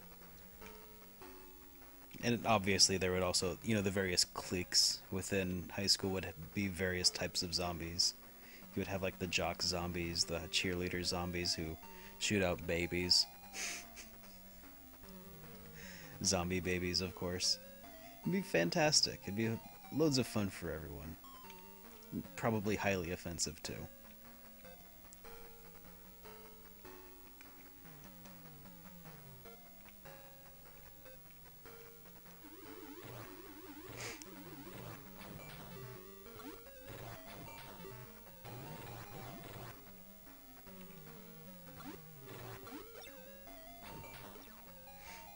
Yeah, the Medusa battle was a while back. Oh yeah, the emo zombies. The trouble with them is determining the difference between the emo zombies and the just regular emo kids. Actually, I guess back when I was designing the game idea, it was more going to be like goth, but that's kind of fallen out of vogue.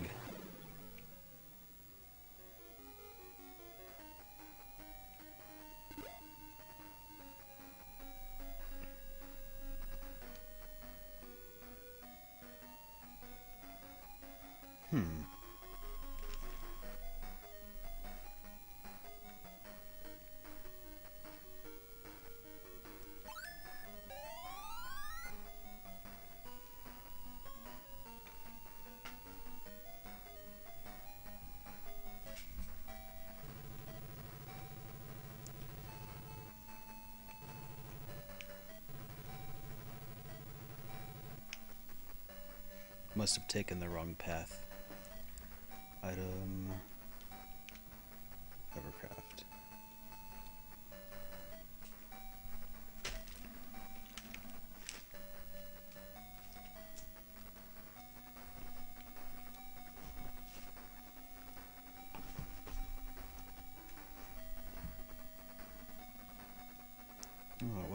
just go to that. Okay, let's go to hovercraft and disembark.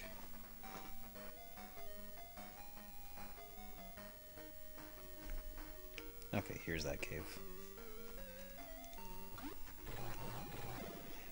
Yeah, I could probably do that, Alkaiser. Problem with it is, that would take a lot of time. I played around a little bit with previous iterations of RPG Maker, and it just... I mean, it's a lot more streamlined than if you were to, you know, develop your own engine, but even getting anything resembling a well-designed and polished game out of that is easily, you know, thousands of hours of work.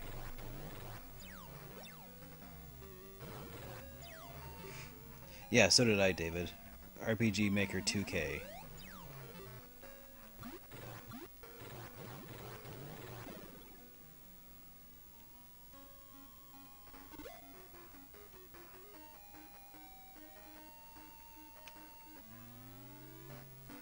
Alright.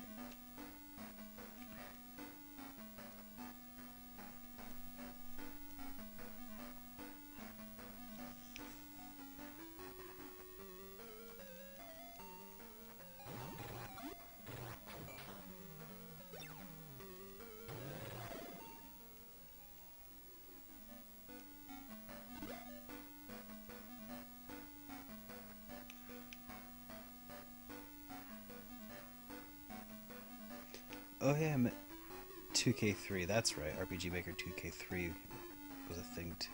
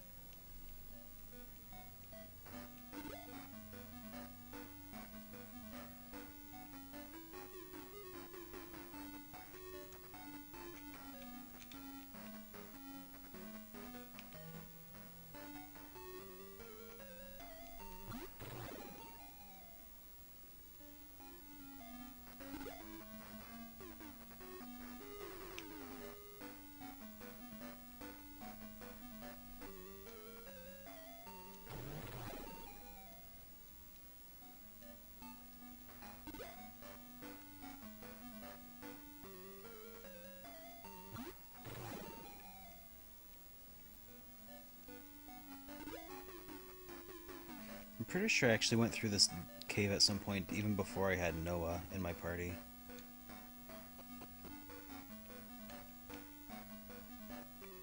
No. No, it was after I had Noah in my party.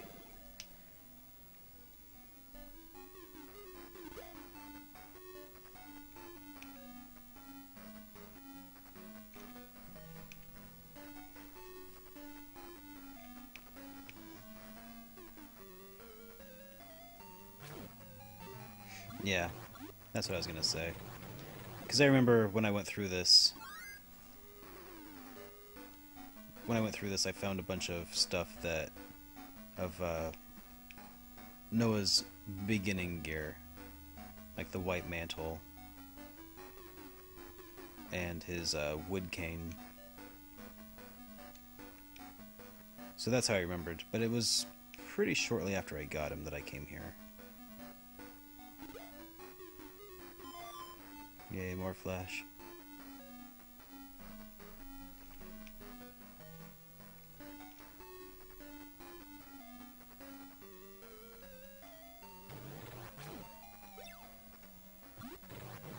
Okay. Will do.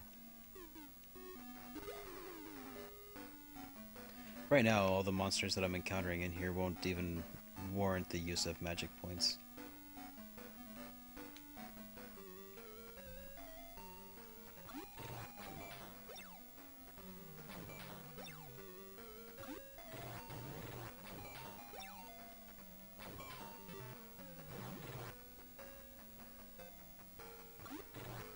I'm actually pretty excited to see what this next game I'm going to play is all about.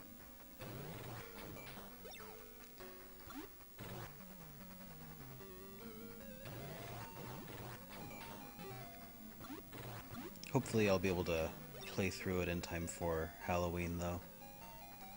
For a Halloween review release.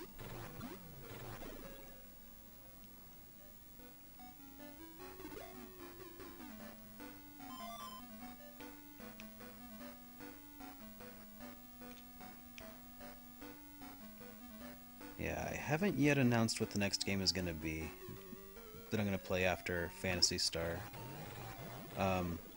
Unfortunately, the Phantasy Star review is going to be pushed back a little bit because while I was at Portland Retro Gaming Expo, I had been planning on meeting up with a certain person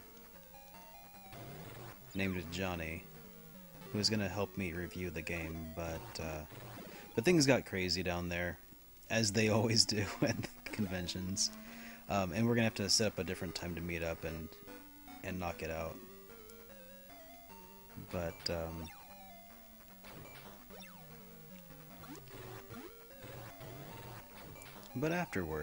after I'm done doing this playthrough, I'll just keep the gameplay capture footage for when I do the review. I think I'll write the review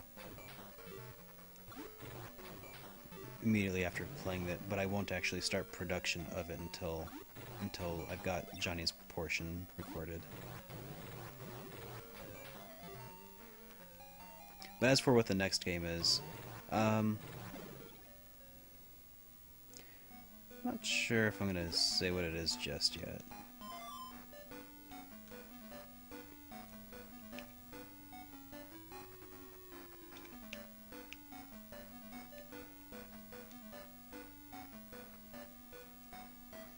I think maybe I'll try to keep it a little bit of a surprise.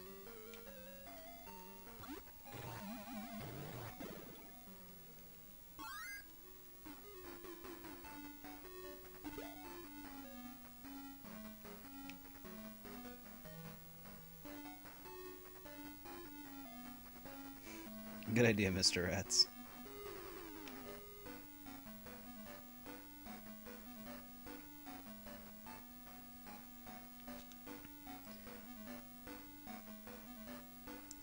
Yeah, the Halloween-themed game.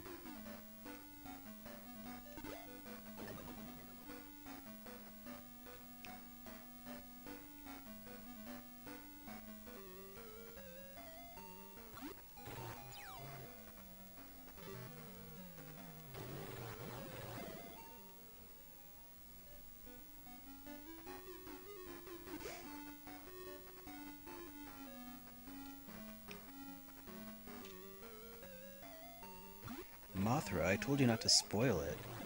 Jeez. Just watch, I actually do review Glover.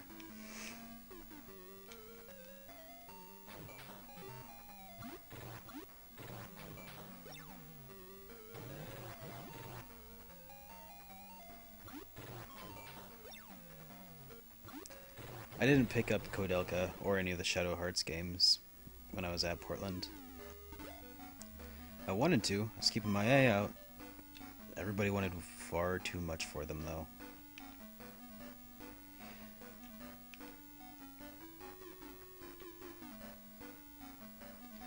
I ended up getting some pretty good finds. And some pretty terrible ones. But the Kodelka and Shadow Hearts series, unfortunately, didn't end up getting picked up this time around. Or Parasite Eve.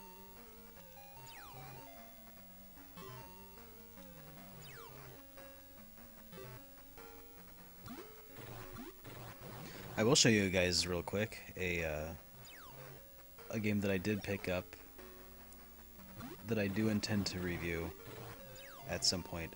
Not sure when, but it will get a review.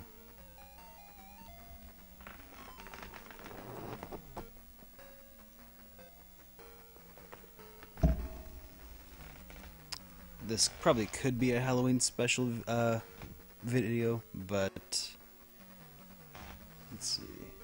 Can you see that? This game sucks. And I'm going to review it at some point.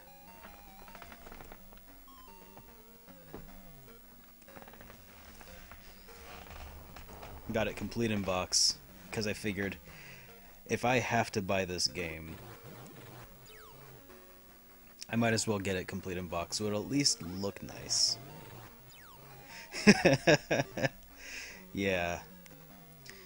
Yeah.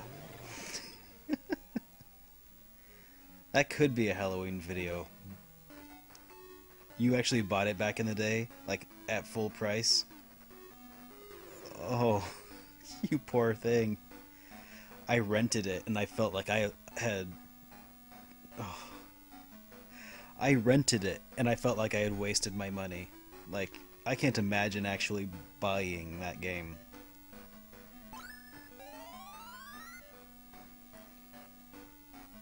Okay, not at full price. That's at least good. Like... Ugh.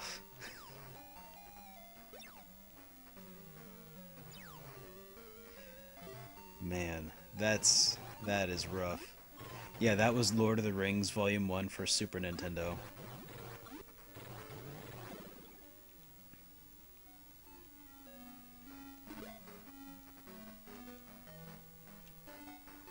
That was one of the games that I picked up from Portland this year.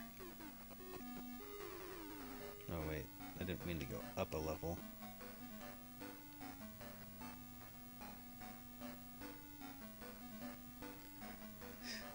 The game that must not be named.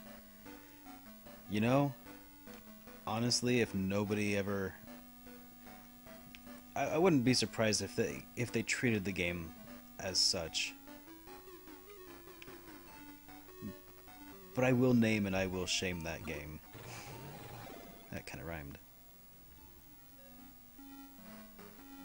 Oh god, those wolves. That attack animation. Like, even then I knew, like, as soon as I tried to attack or stab something or block, as soon as I did that, I just had this overwhelming feeling of dread. It was like, Lord of the Rings, oh yeah, that ought to be a good game. I've heard nothing but good things about Lord of the Rings. This was back when I was like 12. Hadn't read any of the series or anything. This was my first interaction with the entire like Tolkien universe, and it was just, oh no, oh, so bad.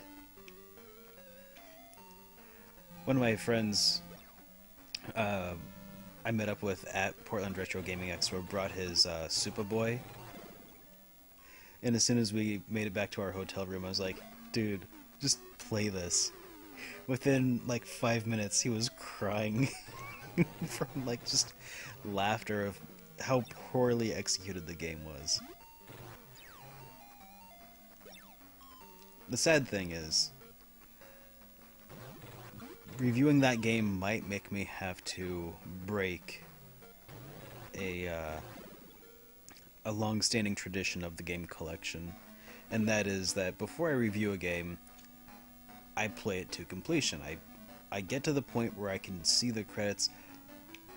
I don't know if Lord of the Rings is legitimately beatable.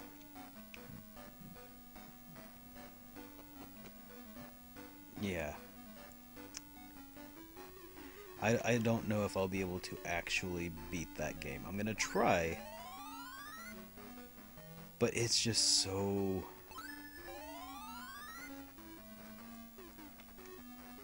I don't know.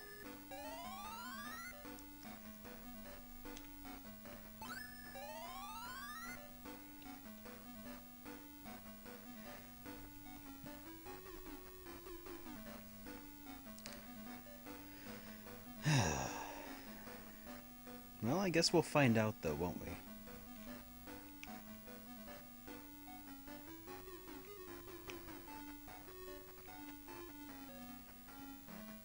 Like, I know I got as far as being able to travel the world, and then some of my little hobbit friends died, and there was permadeath, and it was horrible.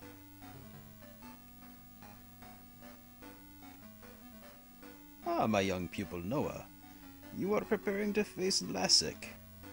Come, you must pass your final test. We will duel. Okay.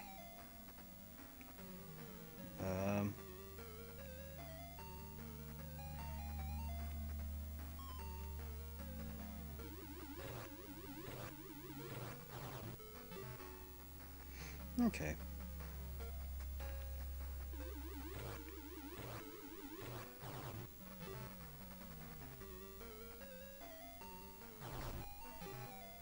Tarzamal.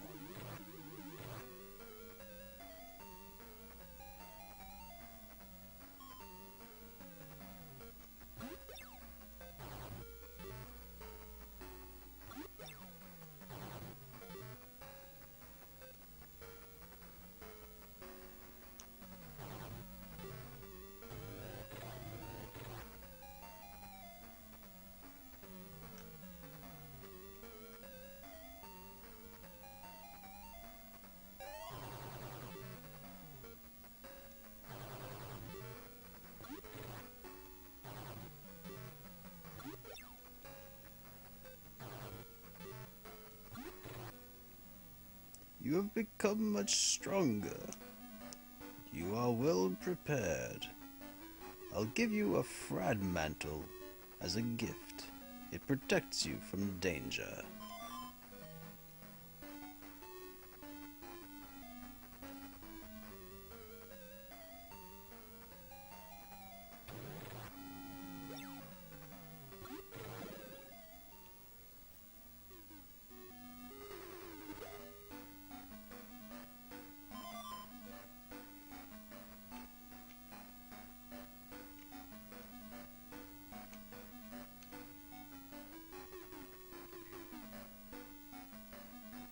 Alright.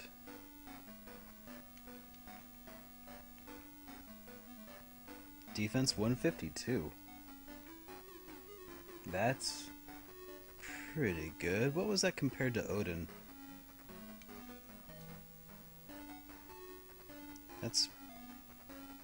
Wow, that's a lot better defense than Odin, who has the special shield. Not quite as good as Alice. Meow. Not as good as... Huh. Why is Odin's defense so low?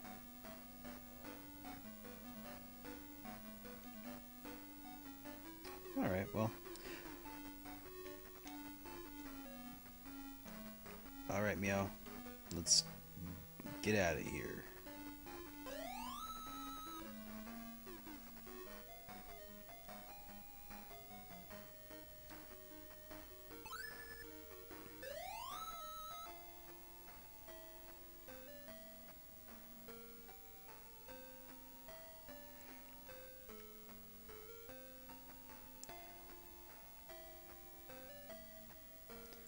My main party on Chrono Trigger was probably Marley, because she was a really good healer, Chrono and Frog. Just because Frog is awesome.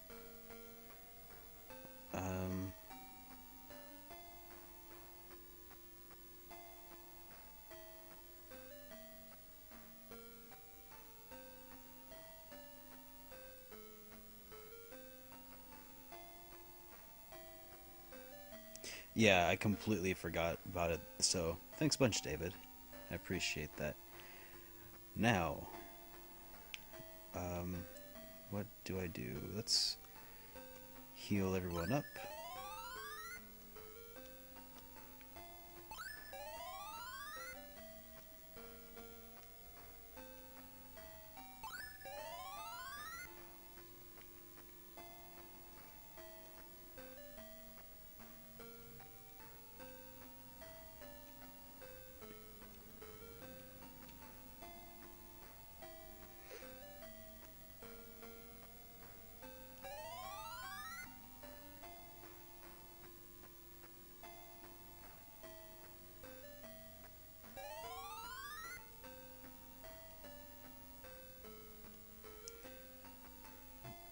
Magus is okay. I mean, he's got strong powers, but he doesn't have any dual or triple techs.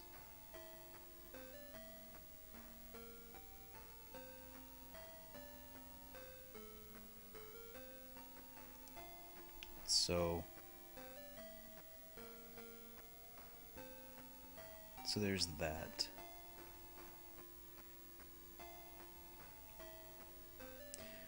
But I do like the Aura Whirl ability. I think Robo also has some pretty good healing powers, but I don't feel like they're as strong as Marley's.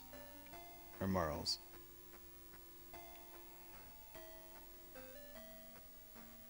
Chrono Frog, Ayla. Yeah, Ayla has the kiss option. Yeah, I think that was also the way I went sometimes too. Ayla was a strong party member. High physical attack plus healing abilities.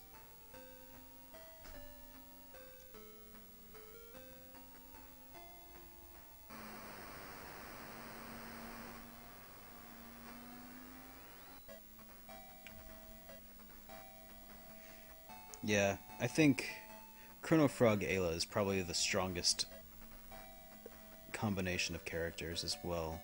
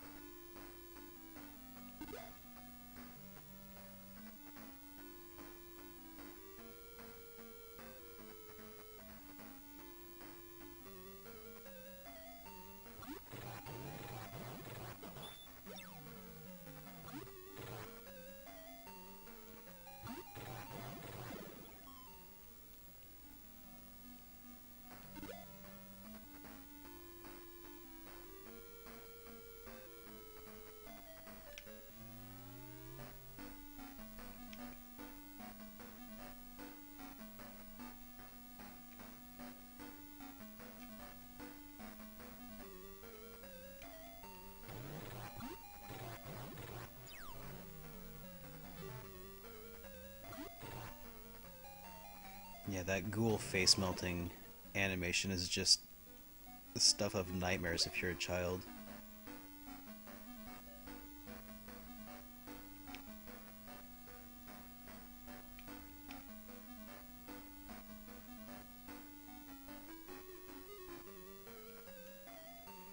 little robot offsprings.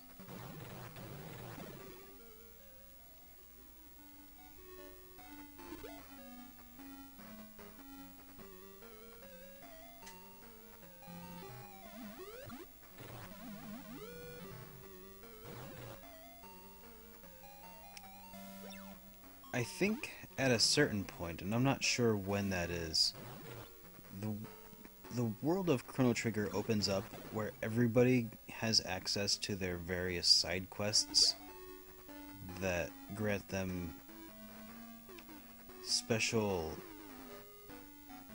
what is it? Special armors? Special items?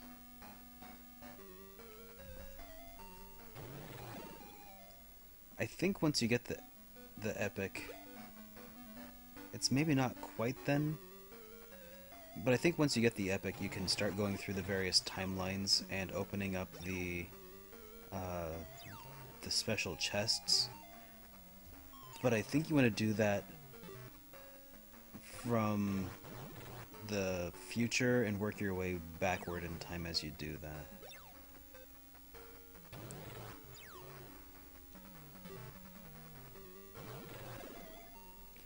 Yeah, when the epic can fly, that's right.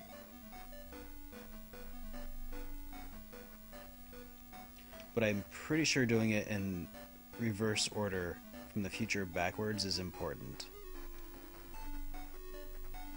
I'm not positive on that, but it seems like I remember it being important to do it that way.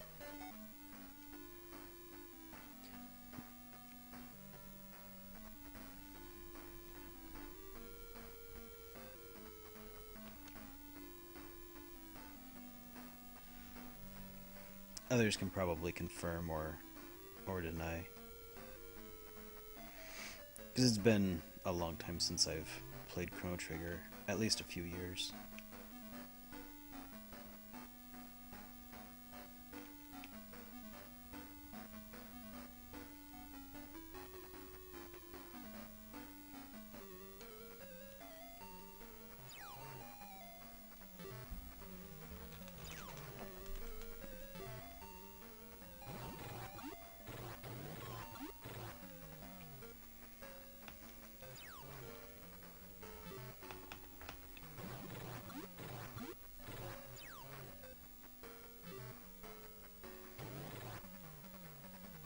Yeah, exactly.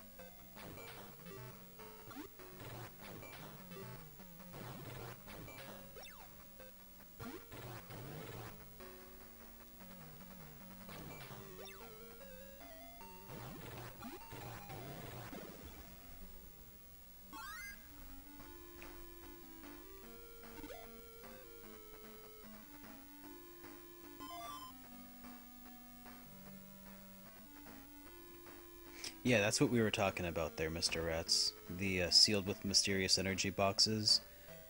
When it comes time that you can open those, do it from the future backward.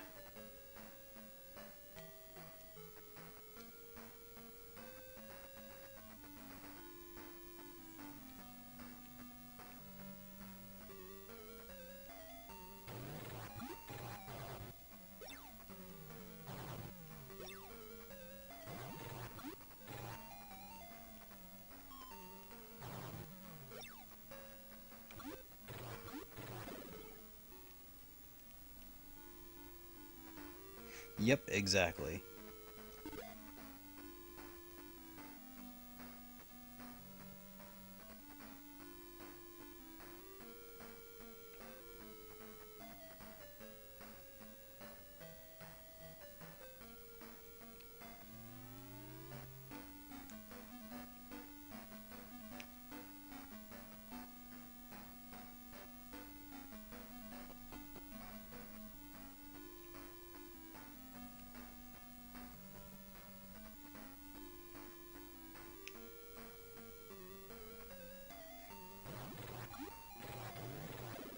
Yeah, it does create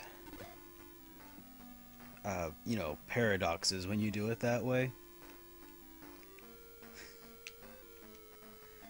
But if you're not, concerned about creating divergent timelines and stuff, go for it. It'll really help the final boss fight.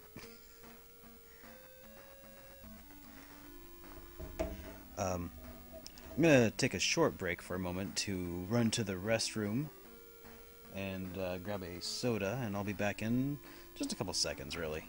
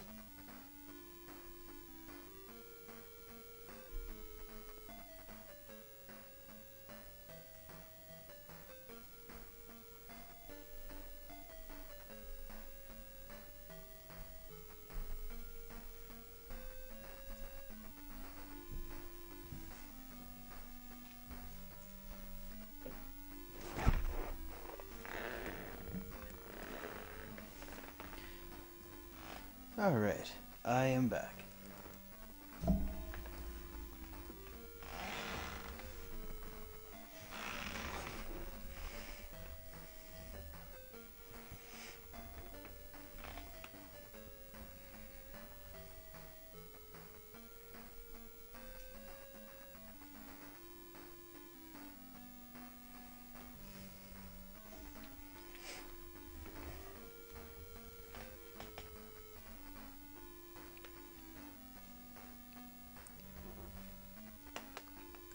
It's a proven fact that cola restores 10 hit points.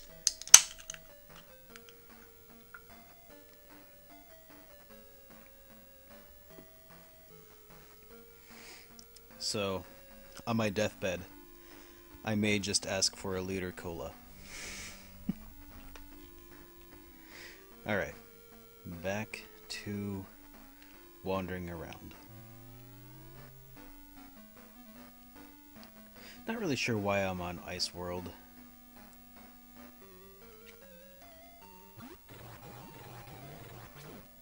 I think that there's like a village of Dozorians that live up in the highlands.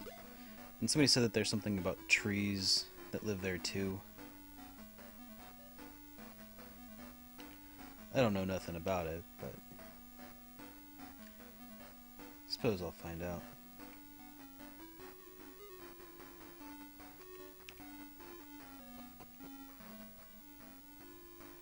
Hey, there you go.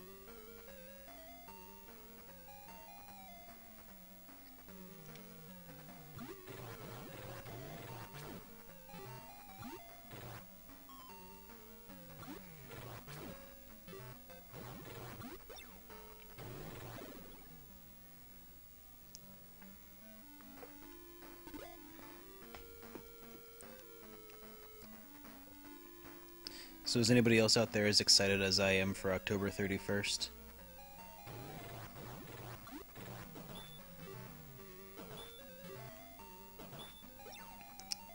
Otherwise more popularly known as the day that the Evil Dead series on Starz makes its debut. Pretty sure that's why there's all this hullabaloo about people dressing up as zombies and stuff lately.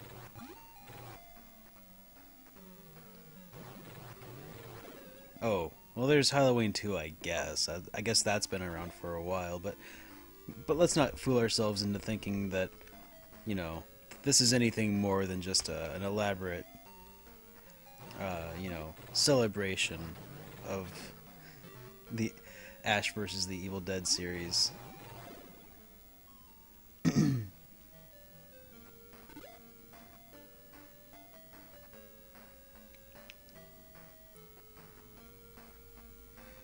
Alright. Oh yeah, I should probably save here too. I don't know what to expect.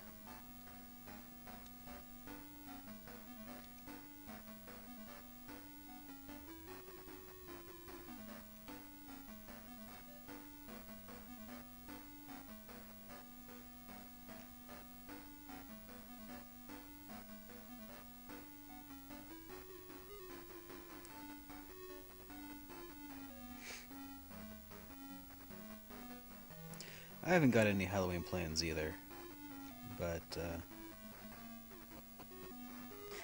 that's subject to change. I think some friends are going to come over. I don't have Starz, so we'll probably have to wait and pirate the show after it airs, because Starz doesn't give us any other choice. But I think I'm going to have some friends come over and we're going to watch Monster Squad. And maybe some other stuff. If anybody here has access to Netflix, I would recommend checking out Tucker and Dale vs. Evil, which is a fantastic movie. I wouldn't quite call it a parody of slasher films, but it's like... Well, I won't give it away any more than that. You should check it out. Oh, this guy's French. To the west of the Corona Tower is the Zorus Cave. Our friends are in there. Give them our best, okay? Okay. That is my terrible French accent. The Corona Tower stands on the far side of the mountains to the north of this village.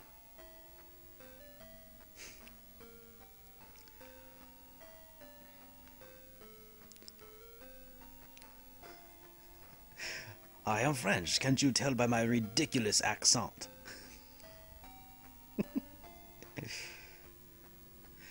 Lerma trees grow in the Lerma berries. Those berries are our most important food, but it shrivels up after a few moments, unless it is put in a Laconian pot. Ah, I happen to have one of those pots. Do you know what an arrow prism is? No. It lets you see it lets you see another world. Alright. Pretty interesting. We of this down 8 palmans.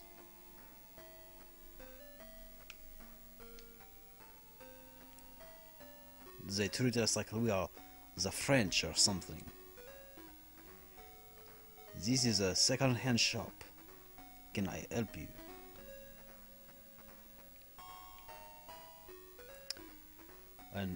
ice digger.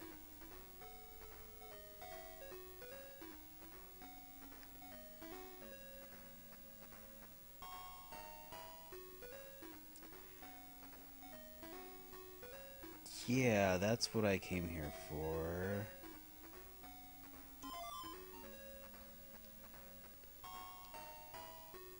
Oui. This is a second-hand shop. Can I help you? No. Oh, it's another vehicle. Good. Okay. This is a hospital. Do you need help? No. I'm sorry, I could not help you. Actually, maybe.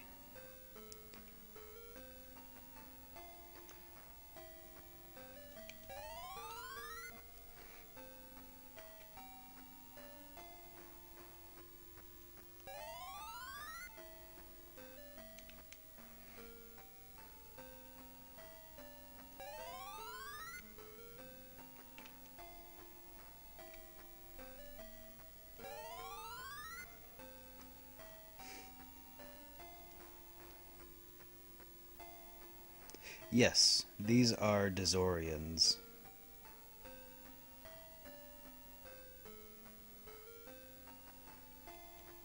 Huh.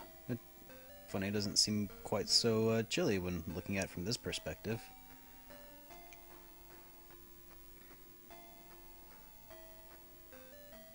Oh yeah, I guess this whole area is kind of green and lush, isn't it? The neighboring village are liars.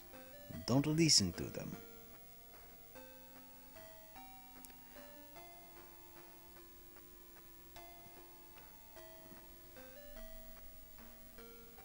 This town welcomes all Palmans, yes? Indeed we do.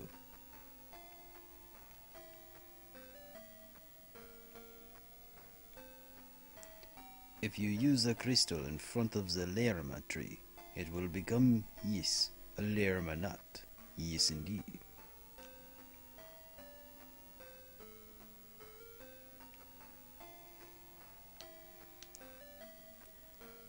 I wouldn't trust these guys as any further than I could throw them.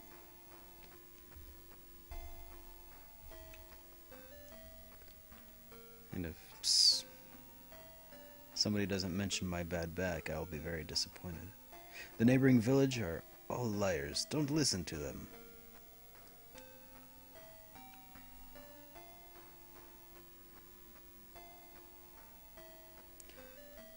You can warp them to the 10th floor of the dungeon under Dazorus. Yes?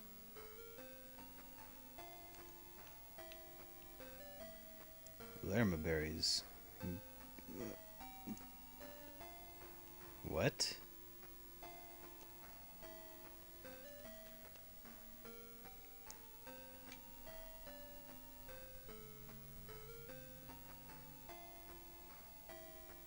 Lerma berries are blue.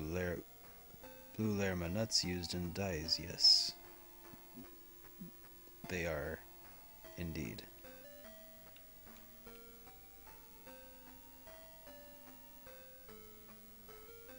There's a spring of life in the Corona Tower. There is, yes.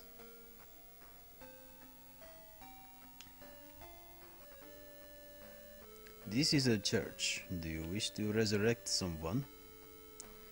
May the gods watch over you.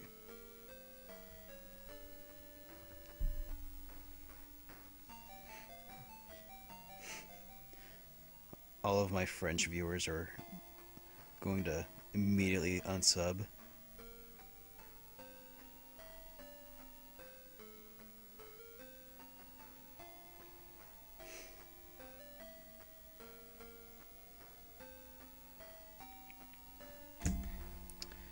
Alright. There's a... Oh, and all of the French Canadians too. Sorry guys. Like...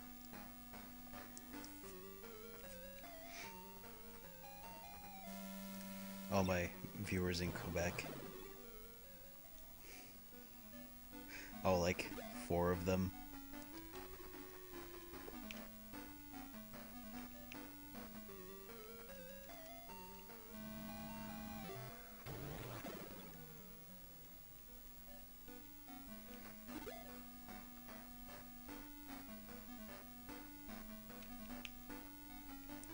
Oh wait, this is where I came in. Oh yeah, well I guess I needed to come here for my vehicle. The ice digger.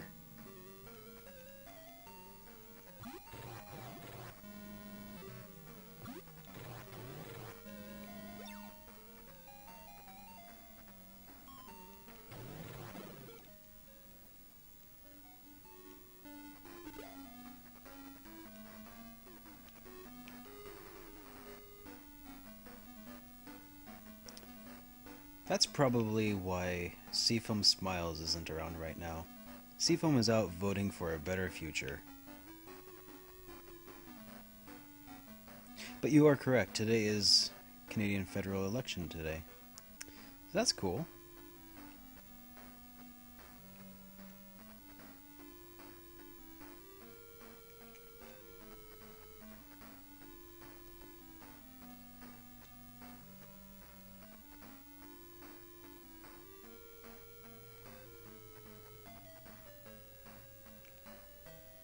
Ice digger.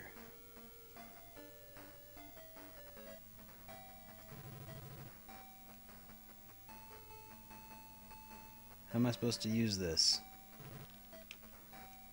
Urgh. Urgh. Urgh.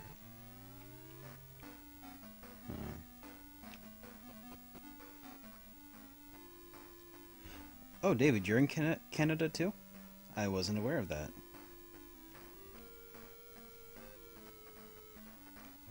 Well, happy Canadian Voting Day.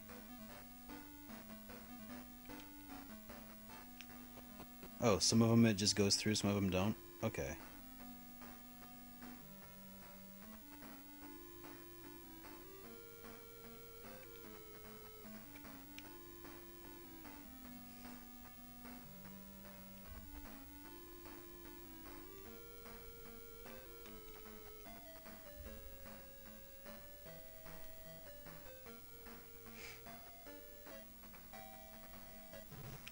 I'm glad to hear that viewers of the game collection are voters.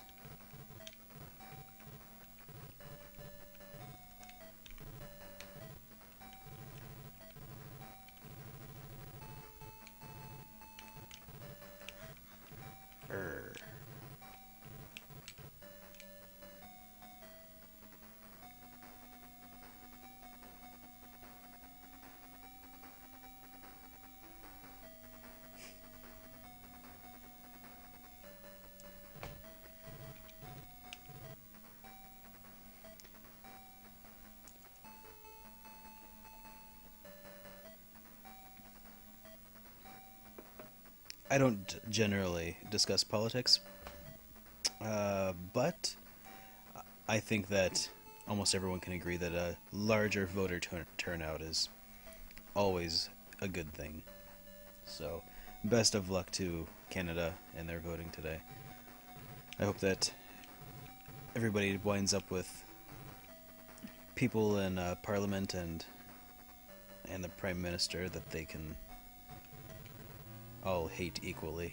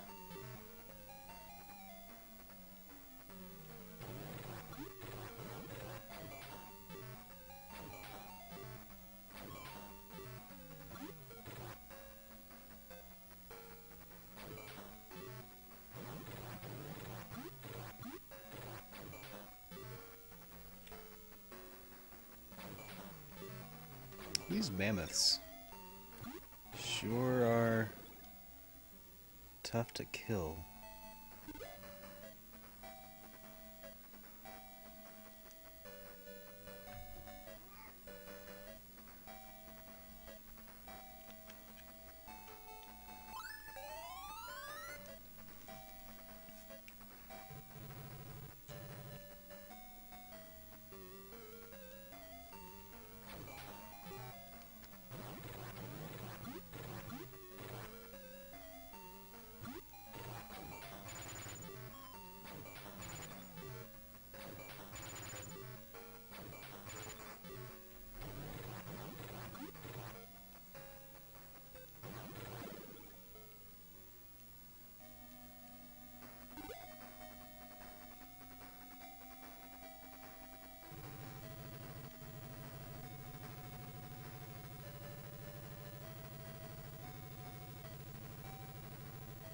Huh, what's this?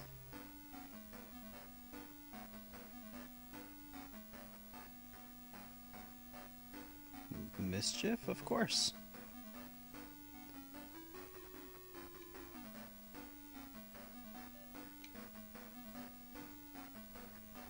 Of course I intend mischief.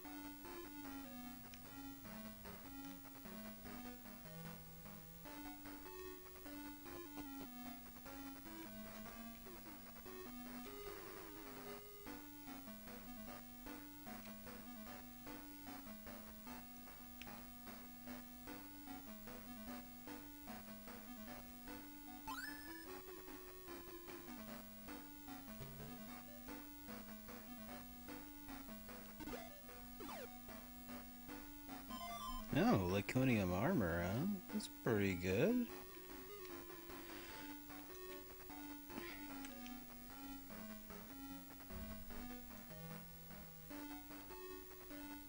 There.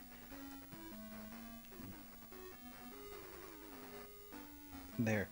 Now his defense is on par with everybody else's, with all of his special weapons and armor and equipment. Alright.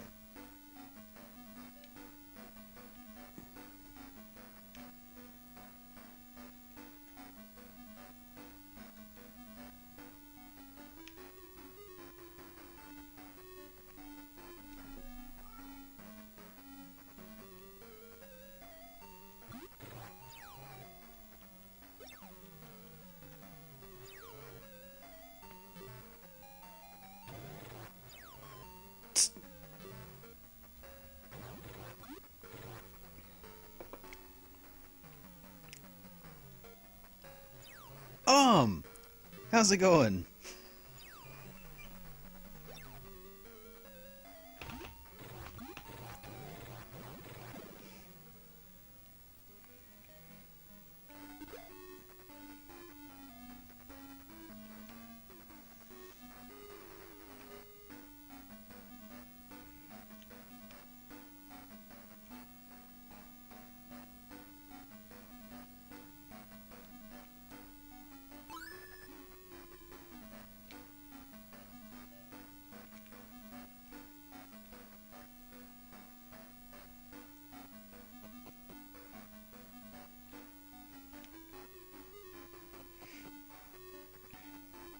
No, I'm no longer in Medusa's tower. I have moved on to the ice planet.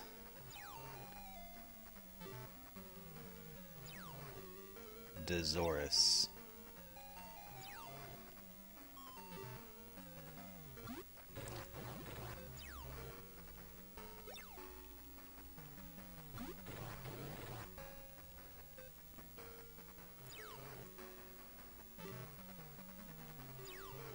These Dezorans sure do keep around a lot of zombies. I'm not so sure these guys are on the up and up, if you know what I mean.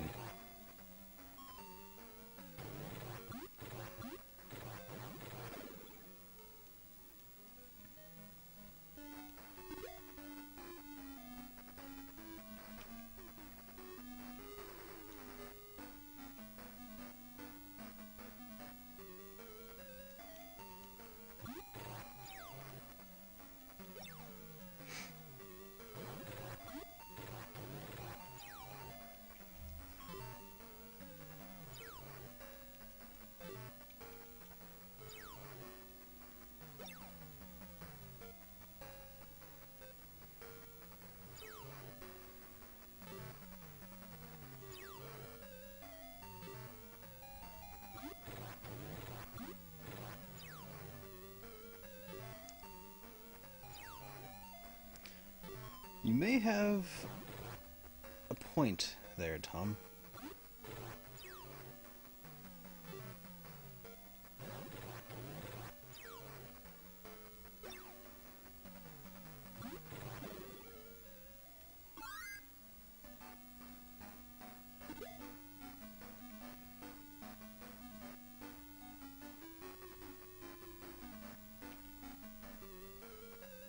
Ah, I knew it.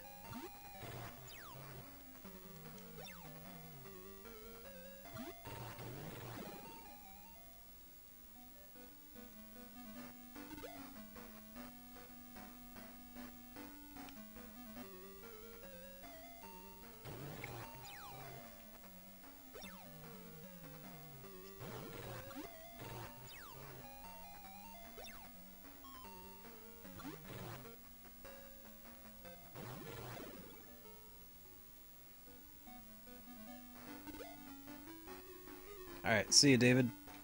Vote well. Ah, more zombies.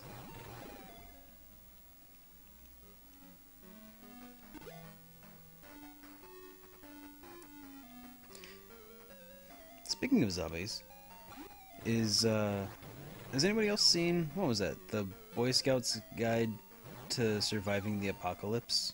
Or something to that effect? To surviving the zombie apocalypse. It's some sort of comedy that looks like it's, I don't know if it kind of looks like maybe a mix between Shaun of the Dead and oh, what was the other one called? Superbad? Like some sort of attempt to kind of merge the two. But I think that the execution looks worse than both of them. I'll still probably see it, though.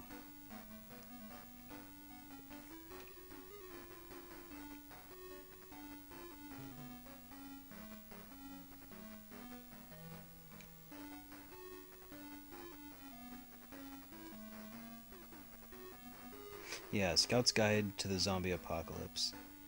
I'll probably still see it, but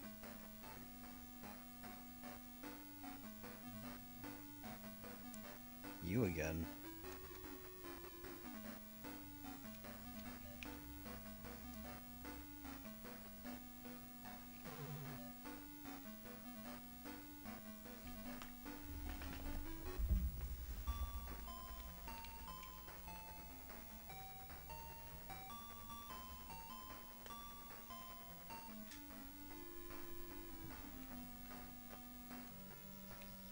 Oh wait.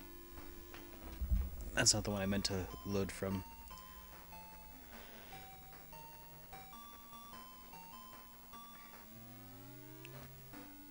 Oh, hey Rambling Ram, how's it going, man? Good to see you. I do indeed intend to cause mischief.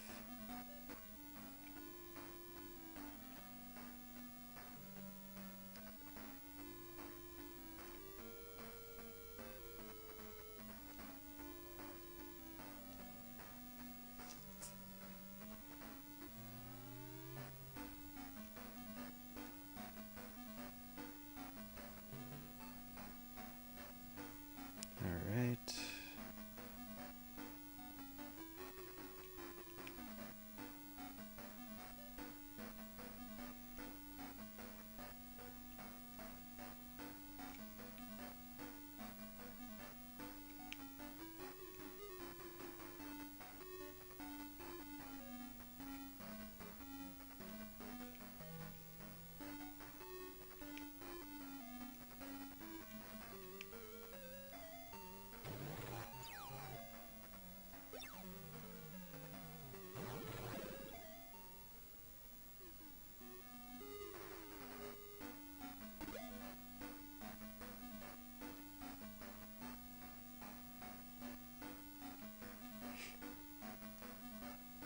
Cool. Yeah, stick around, hang out, chat's good peoples. For everyone who doesn't know, the guy talking to me in the Twitch chat is the Rambling Ram, and he does some really well written and animated reviews.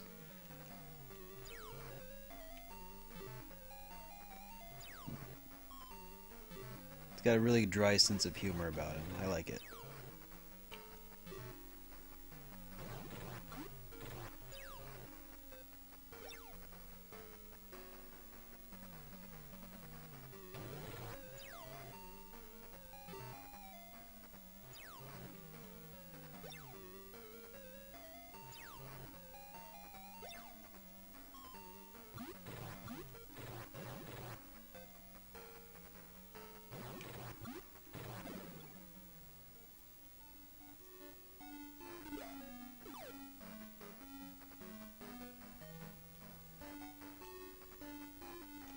Anytime, man.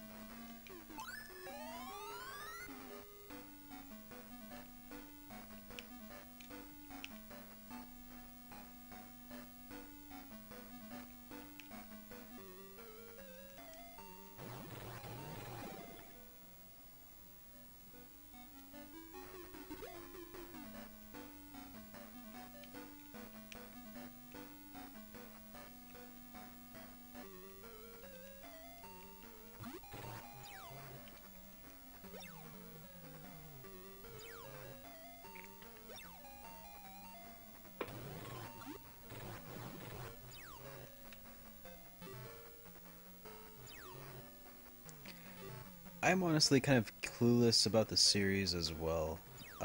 This is the first game in the series and my first playthrough. I kind of like it. No, I more than kind of like it. I really have been enjoying my experience with it so far, though there are parts that are tedious.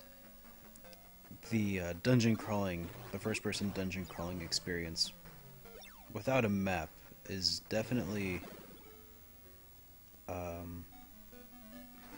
something that hasn't aged very well, that can easily make the game not enjoyable for those who aren't used to or nostalgic about such things.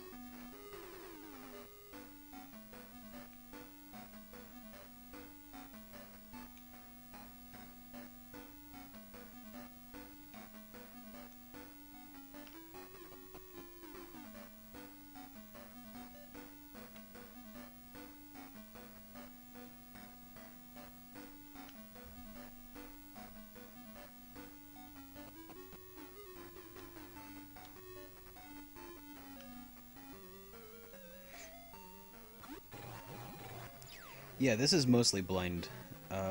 Every once in a while, if I get stuck, for the sake of moving along, I'll look up what I need to in order to progress.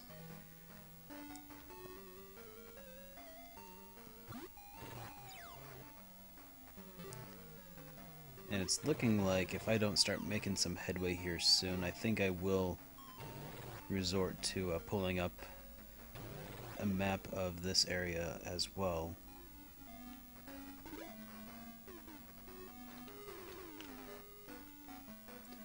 Because I've already determined that I'm a terrible cartographer.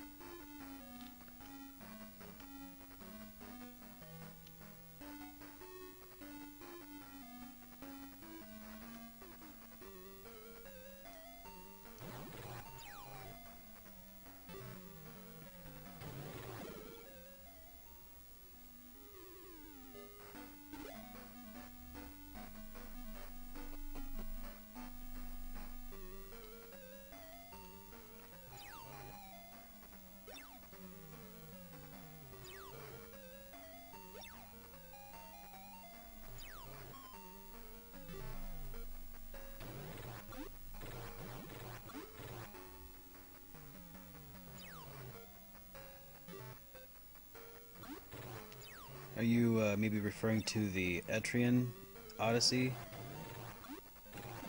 Or,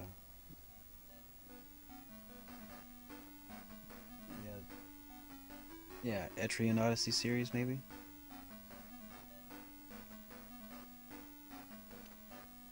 Hey, Doomcakes. You are correct. This is absolutely nothing like Phantasy Star Online 2.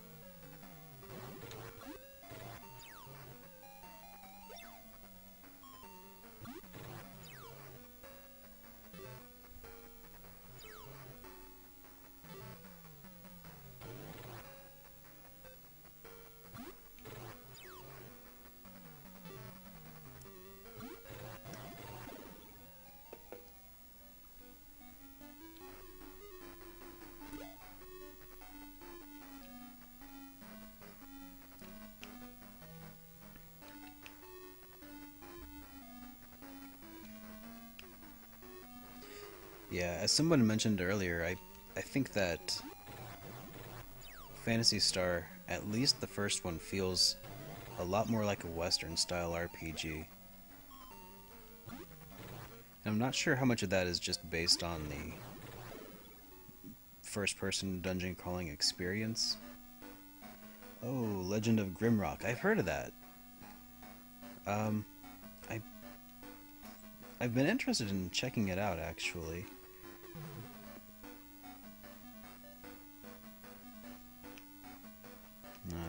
This again.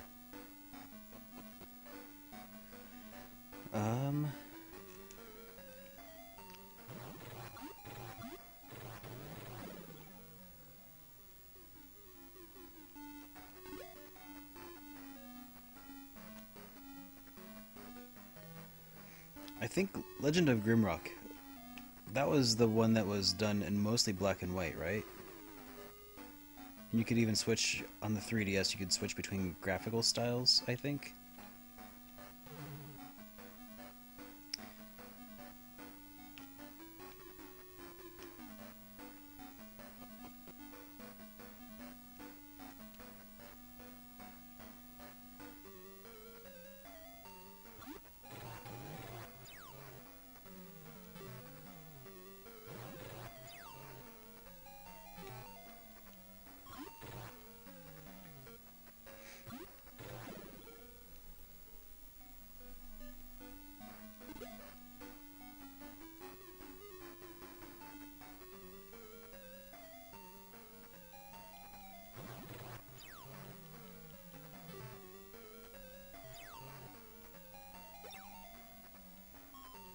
maybe it was a new IP, but I still think you could still switch between graphical styles. Like, there was one that was...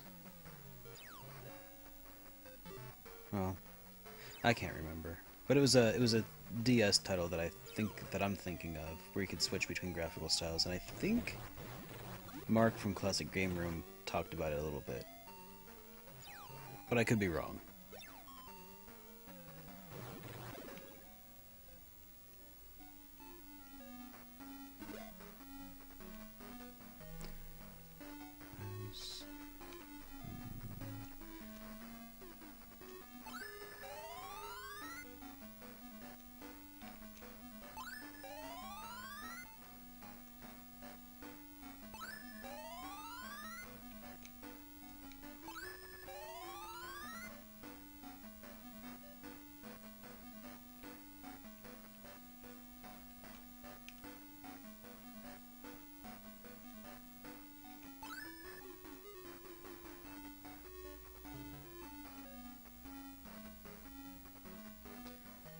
Yeah, just as I suspected.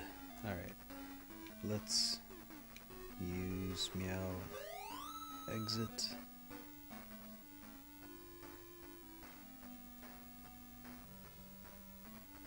LS, let's fly back to a save point.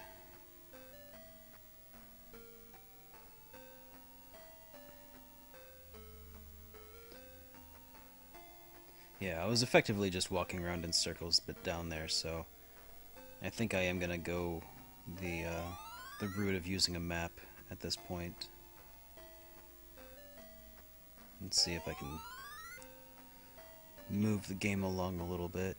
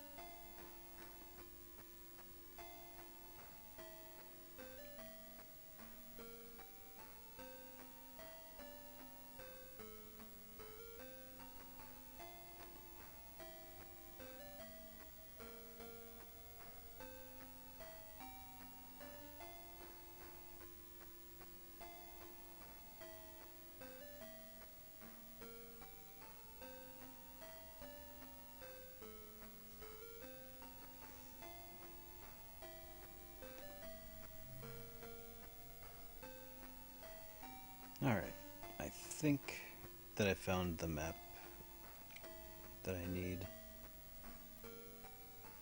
The fact that there are dozens of maps on GameFAQs for Phantasy Star, I think is pretty telling that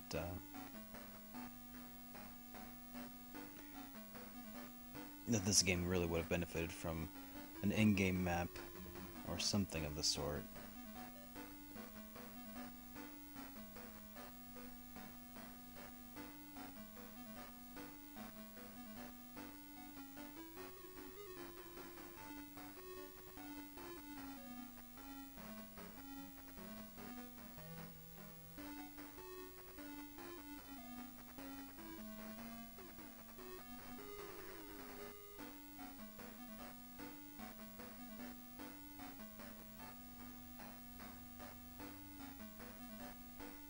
That actually doesn't look like the map that I am in need of.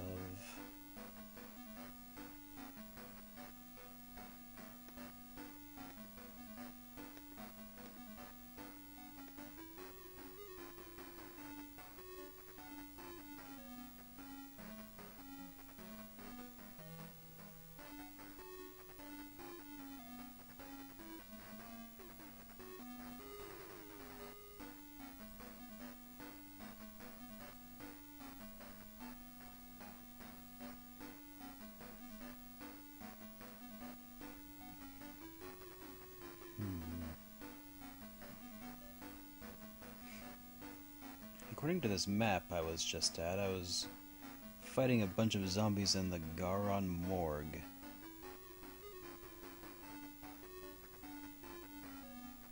Not sure if that's where I was actually supposed to be or not.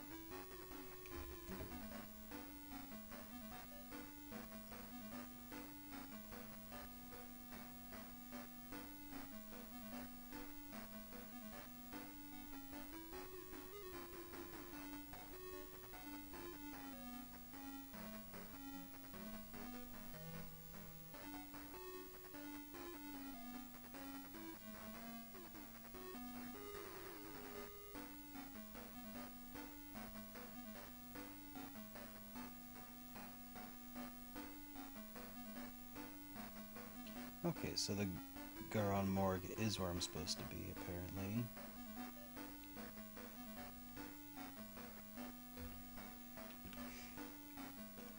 Okay.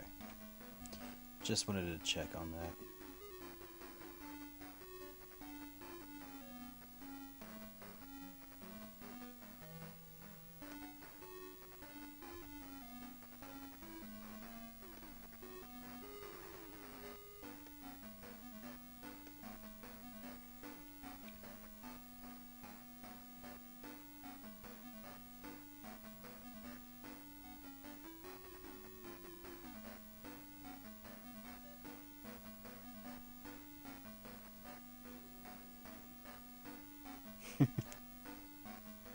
Well, cool. I'm glad that glad you find that helpful, Rams. Alright, let's see. Let's make our way back to that morgue.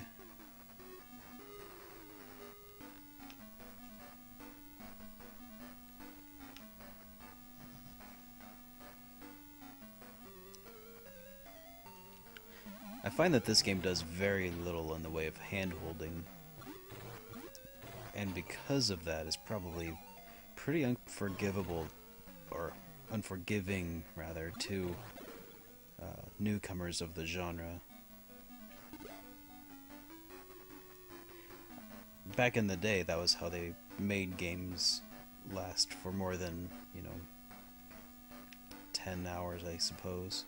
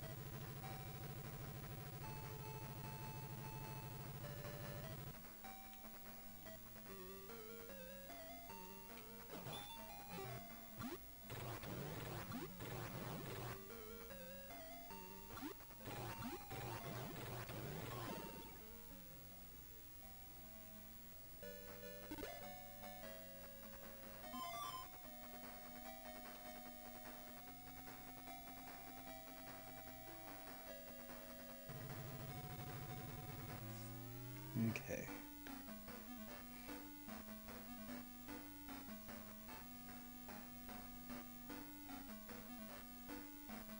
Mischief, of course.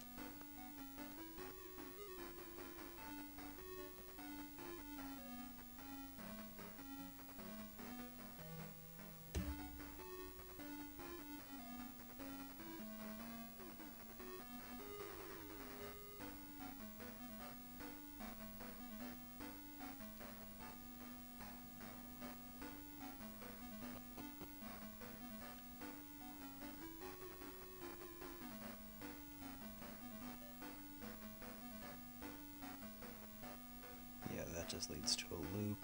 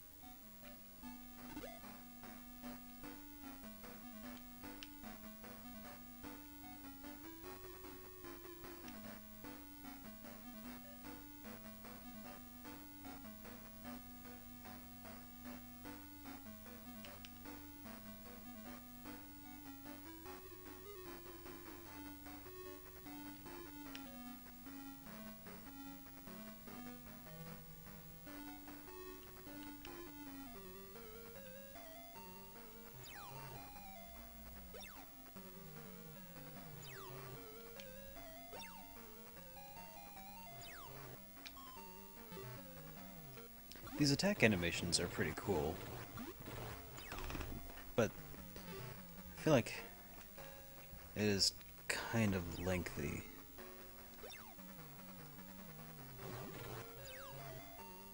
Kind of slows down progress a bit.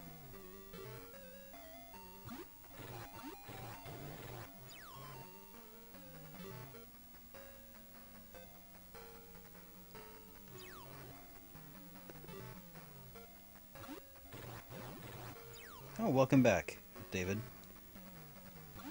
Yes, I am up to some mischief. And welcome to the stream, Super Chip.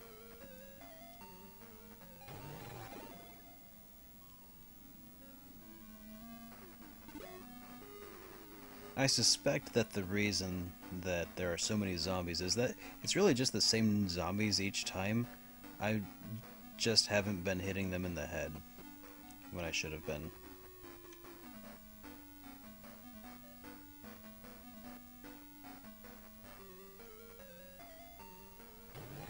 Just haven't been destroying the brain properly.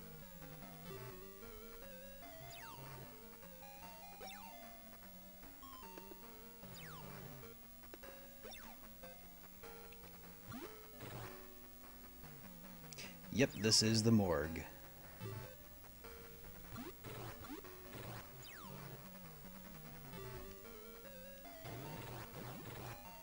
And I've got the... I got the special armor that was here already.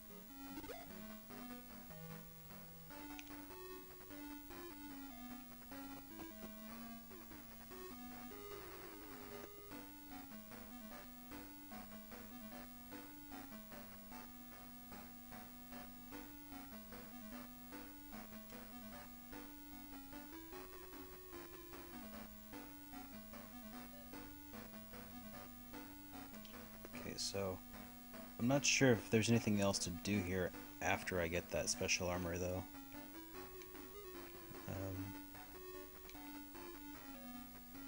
I'm guessing probably not. The Laconian armor.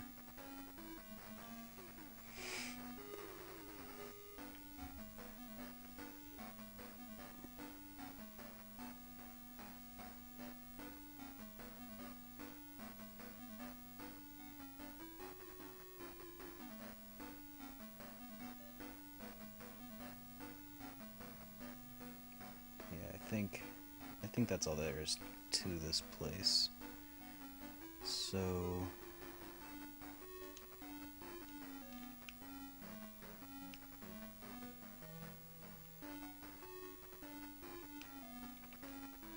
yeah, flute.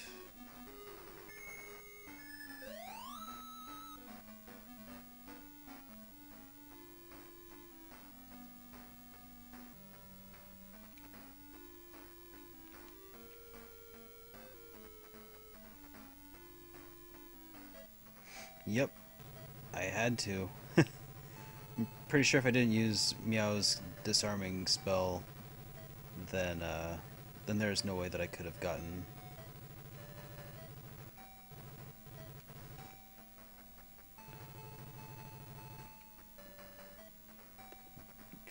that that armor. At least I don't think. Just checking out my world map of Dazores to see if I'm where I need to be.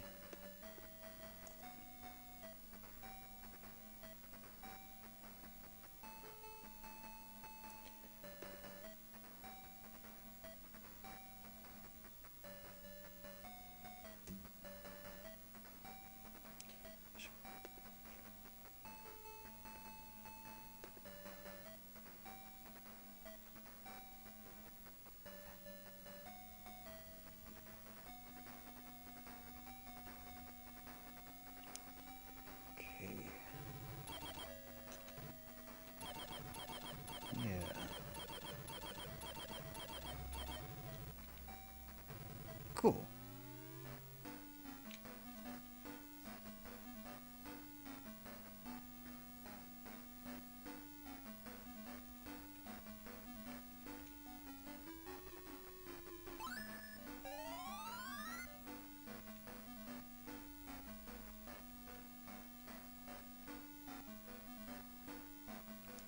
Looks like we're all pretty well healed up now.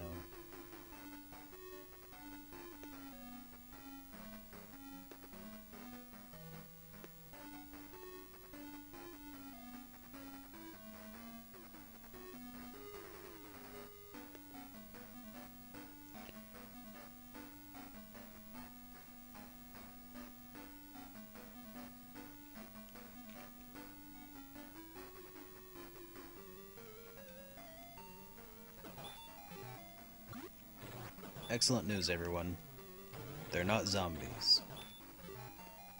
They're just skeletons.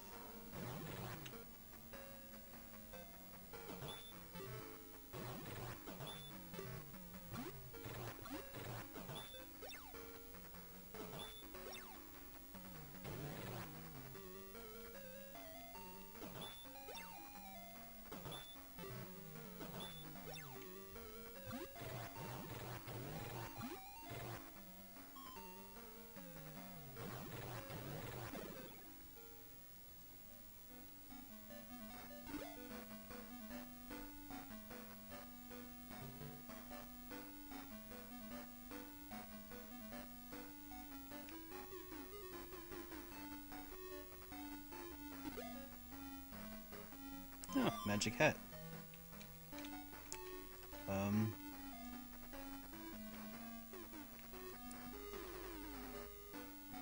Oh. What would a magic hat do then?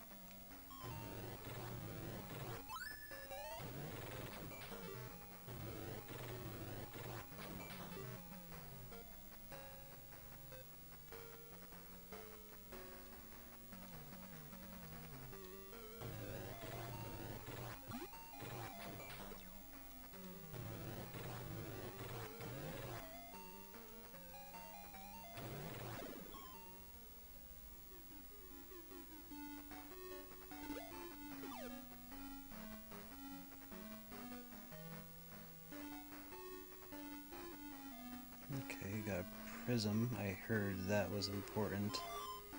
If I take it to a tree or something.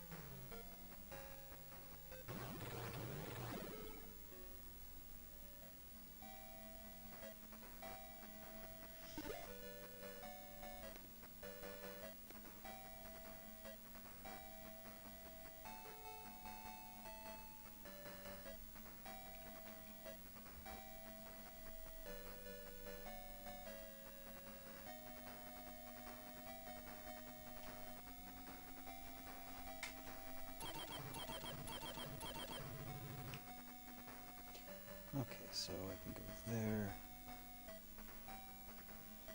See if I can go back to Twin Town.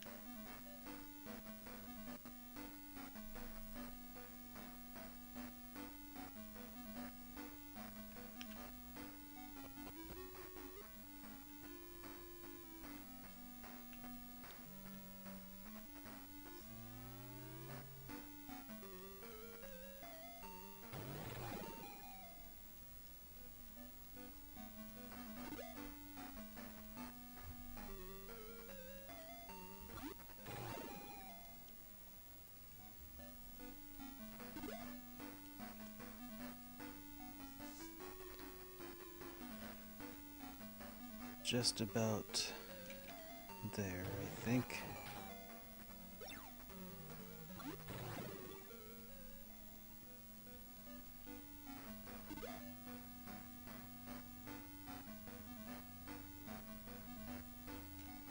Just gotta go around the spiral.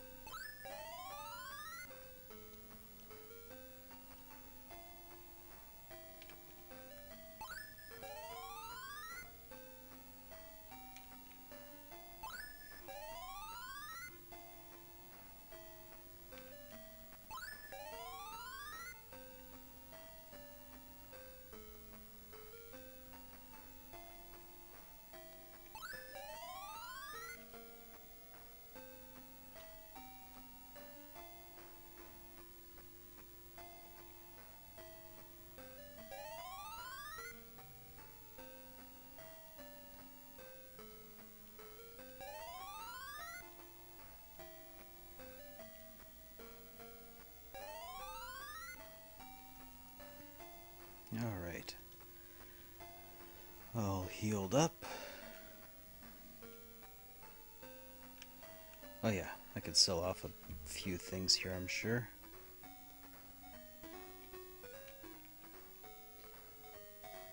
Don't need the white mantle anymore.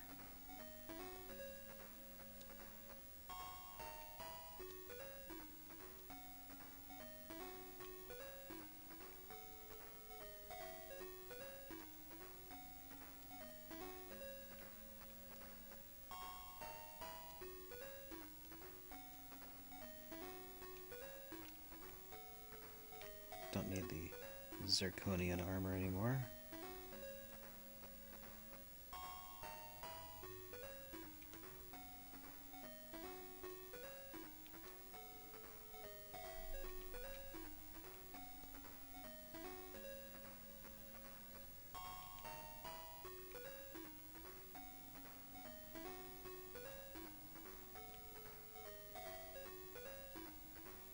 Could probably do without that cola.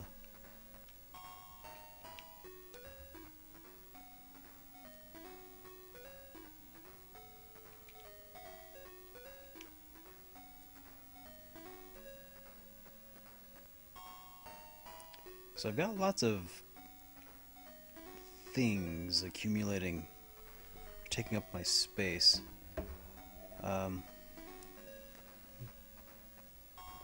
Wonder if I can get rid of any of this stuff. I'll be right back.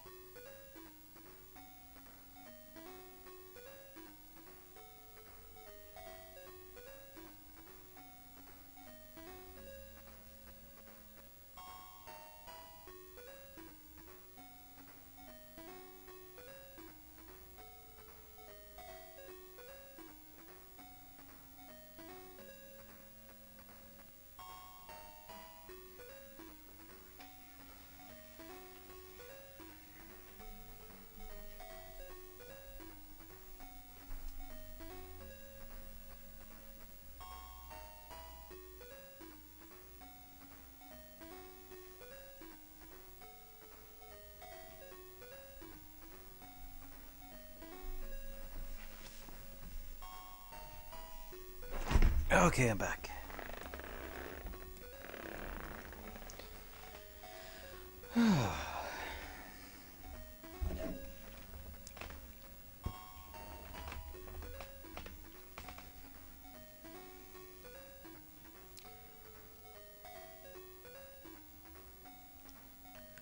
So, I wonder if the Land Rover is any different from the Ice Digger.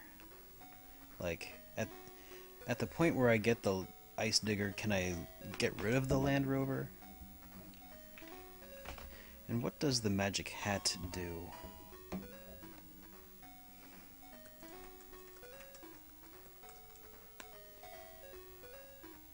Let's see.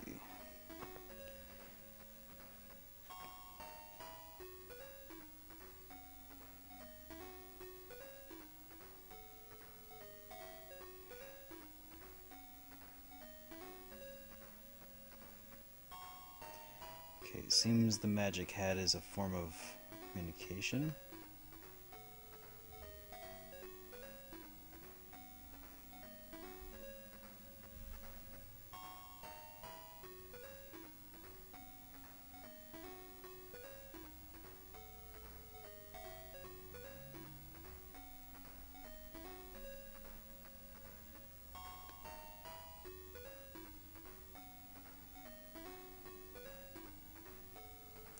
Oh, I see.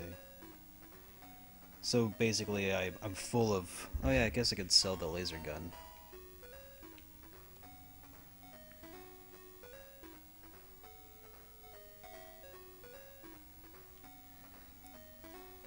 is so full of stuff. The road pass, maybe? No, that'll come in handy later. Compass, dungeon key, magic lamp. I could sell the magic lamp, but that actually serves a purpose.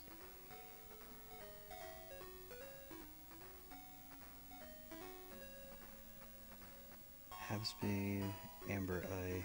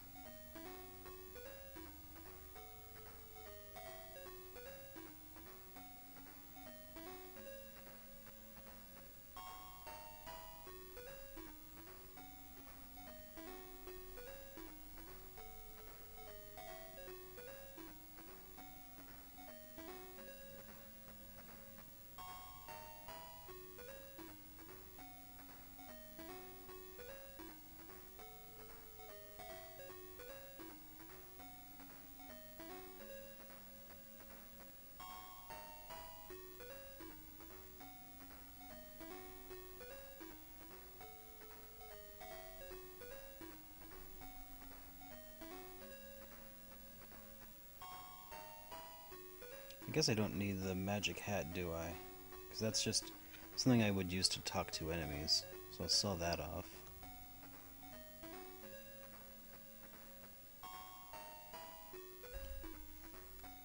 Unless, is talking to enemies ever important, David?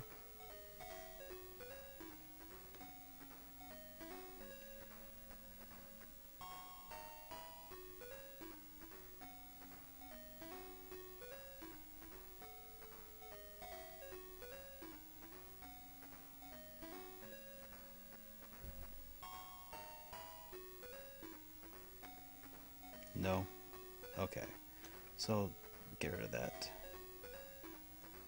Let's see...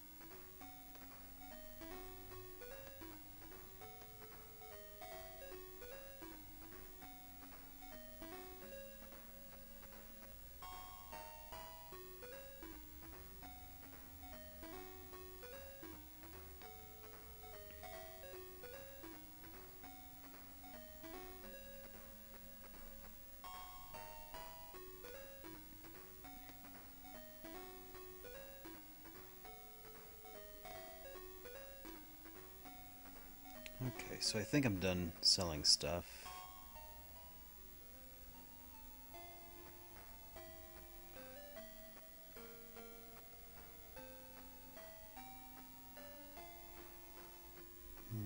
Okay.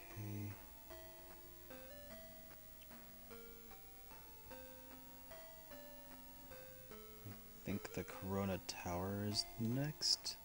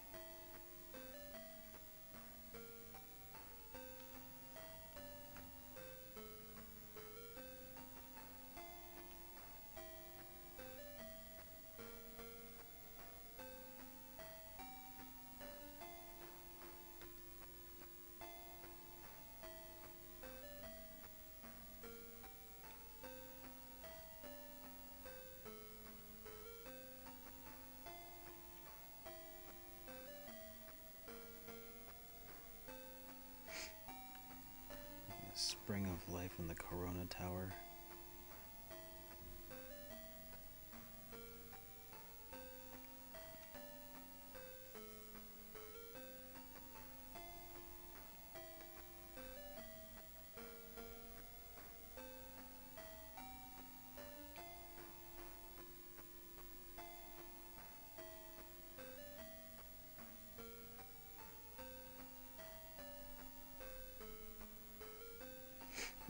Yeah, I decided.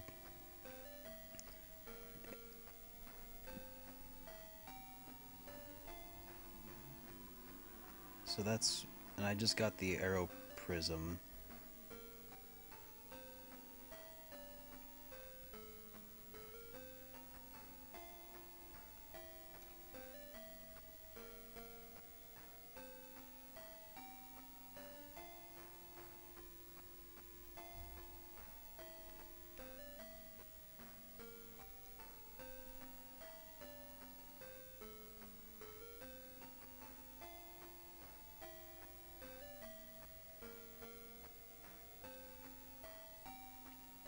West of the Corona Tower is the Zoran's Cave.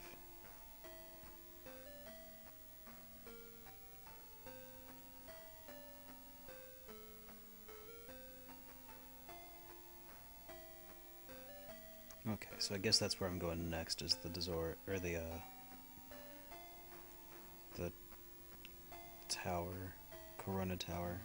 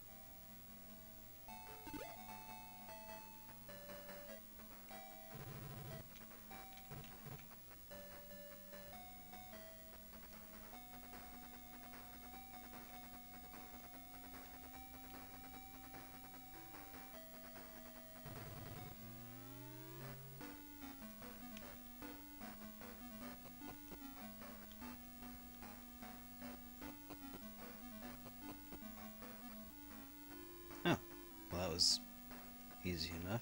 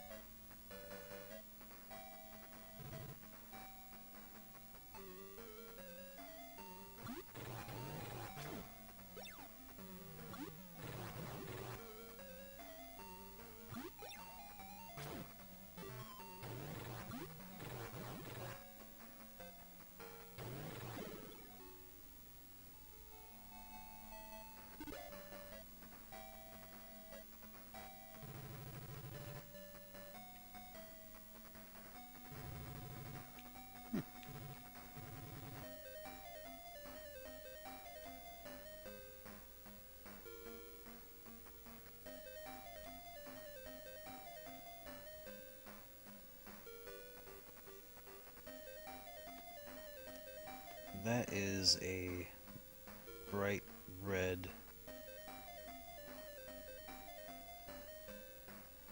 room.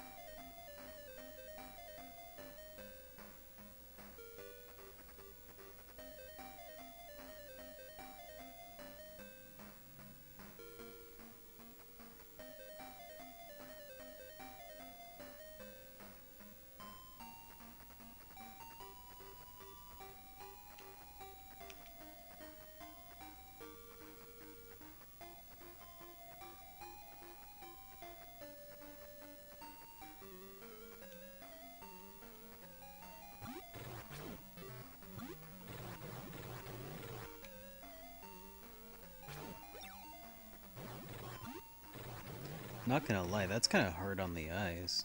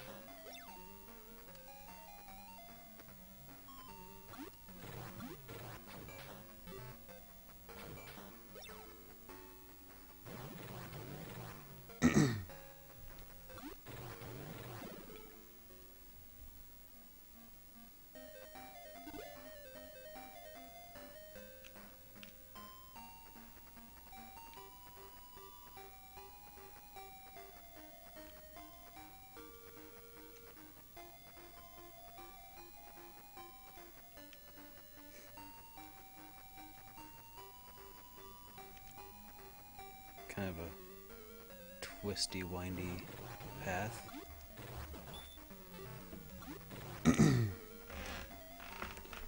Oh. Noah got his butt kicked a little bit.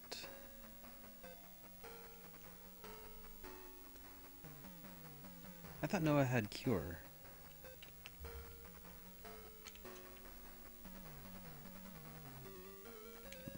Okay, Noah.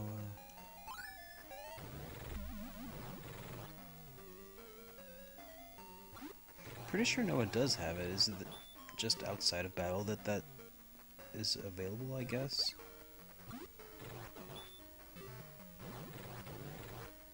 Kind of weird.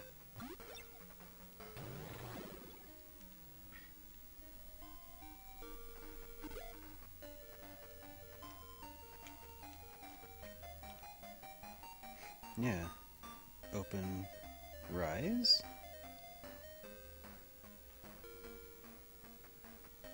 Or does he have a spell called Resay?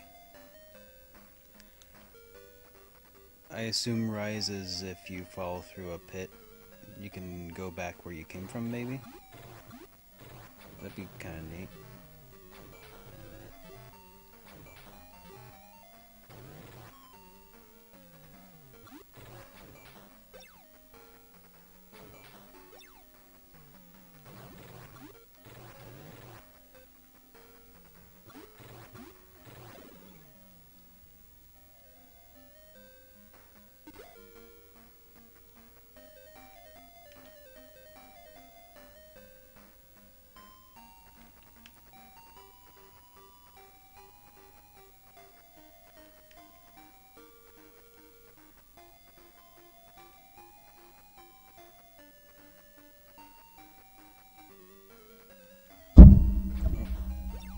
Sorry, microphone.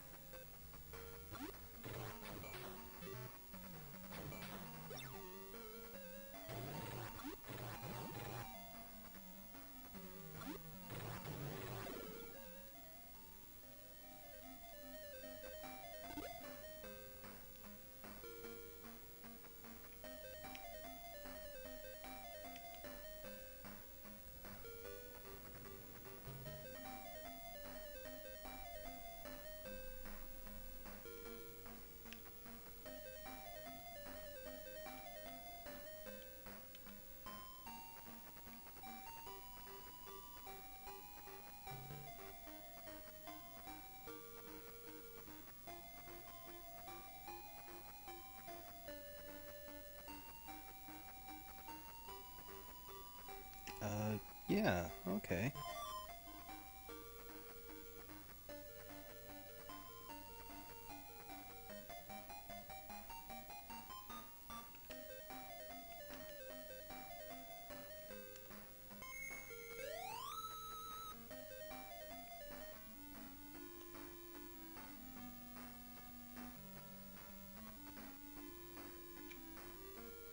Okay. Save there.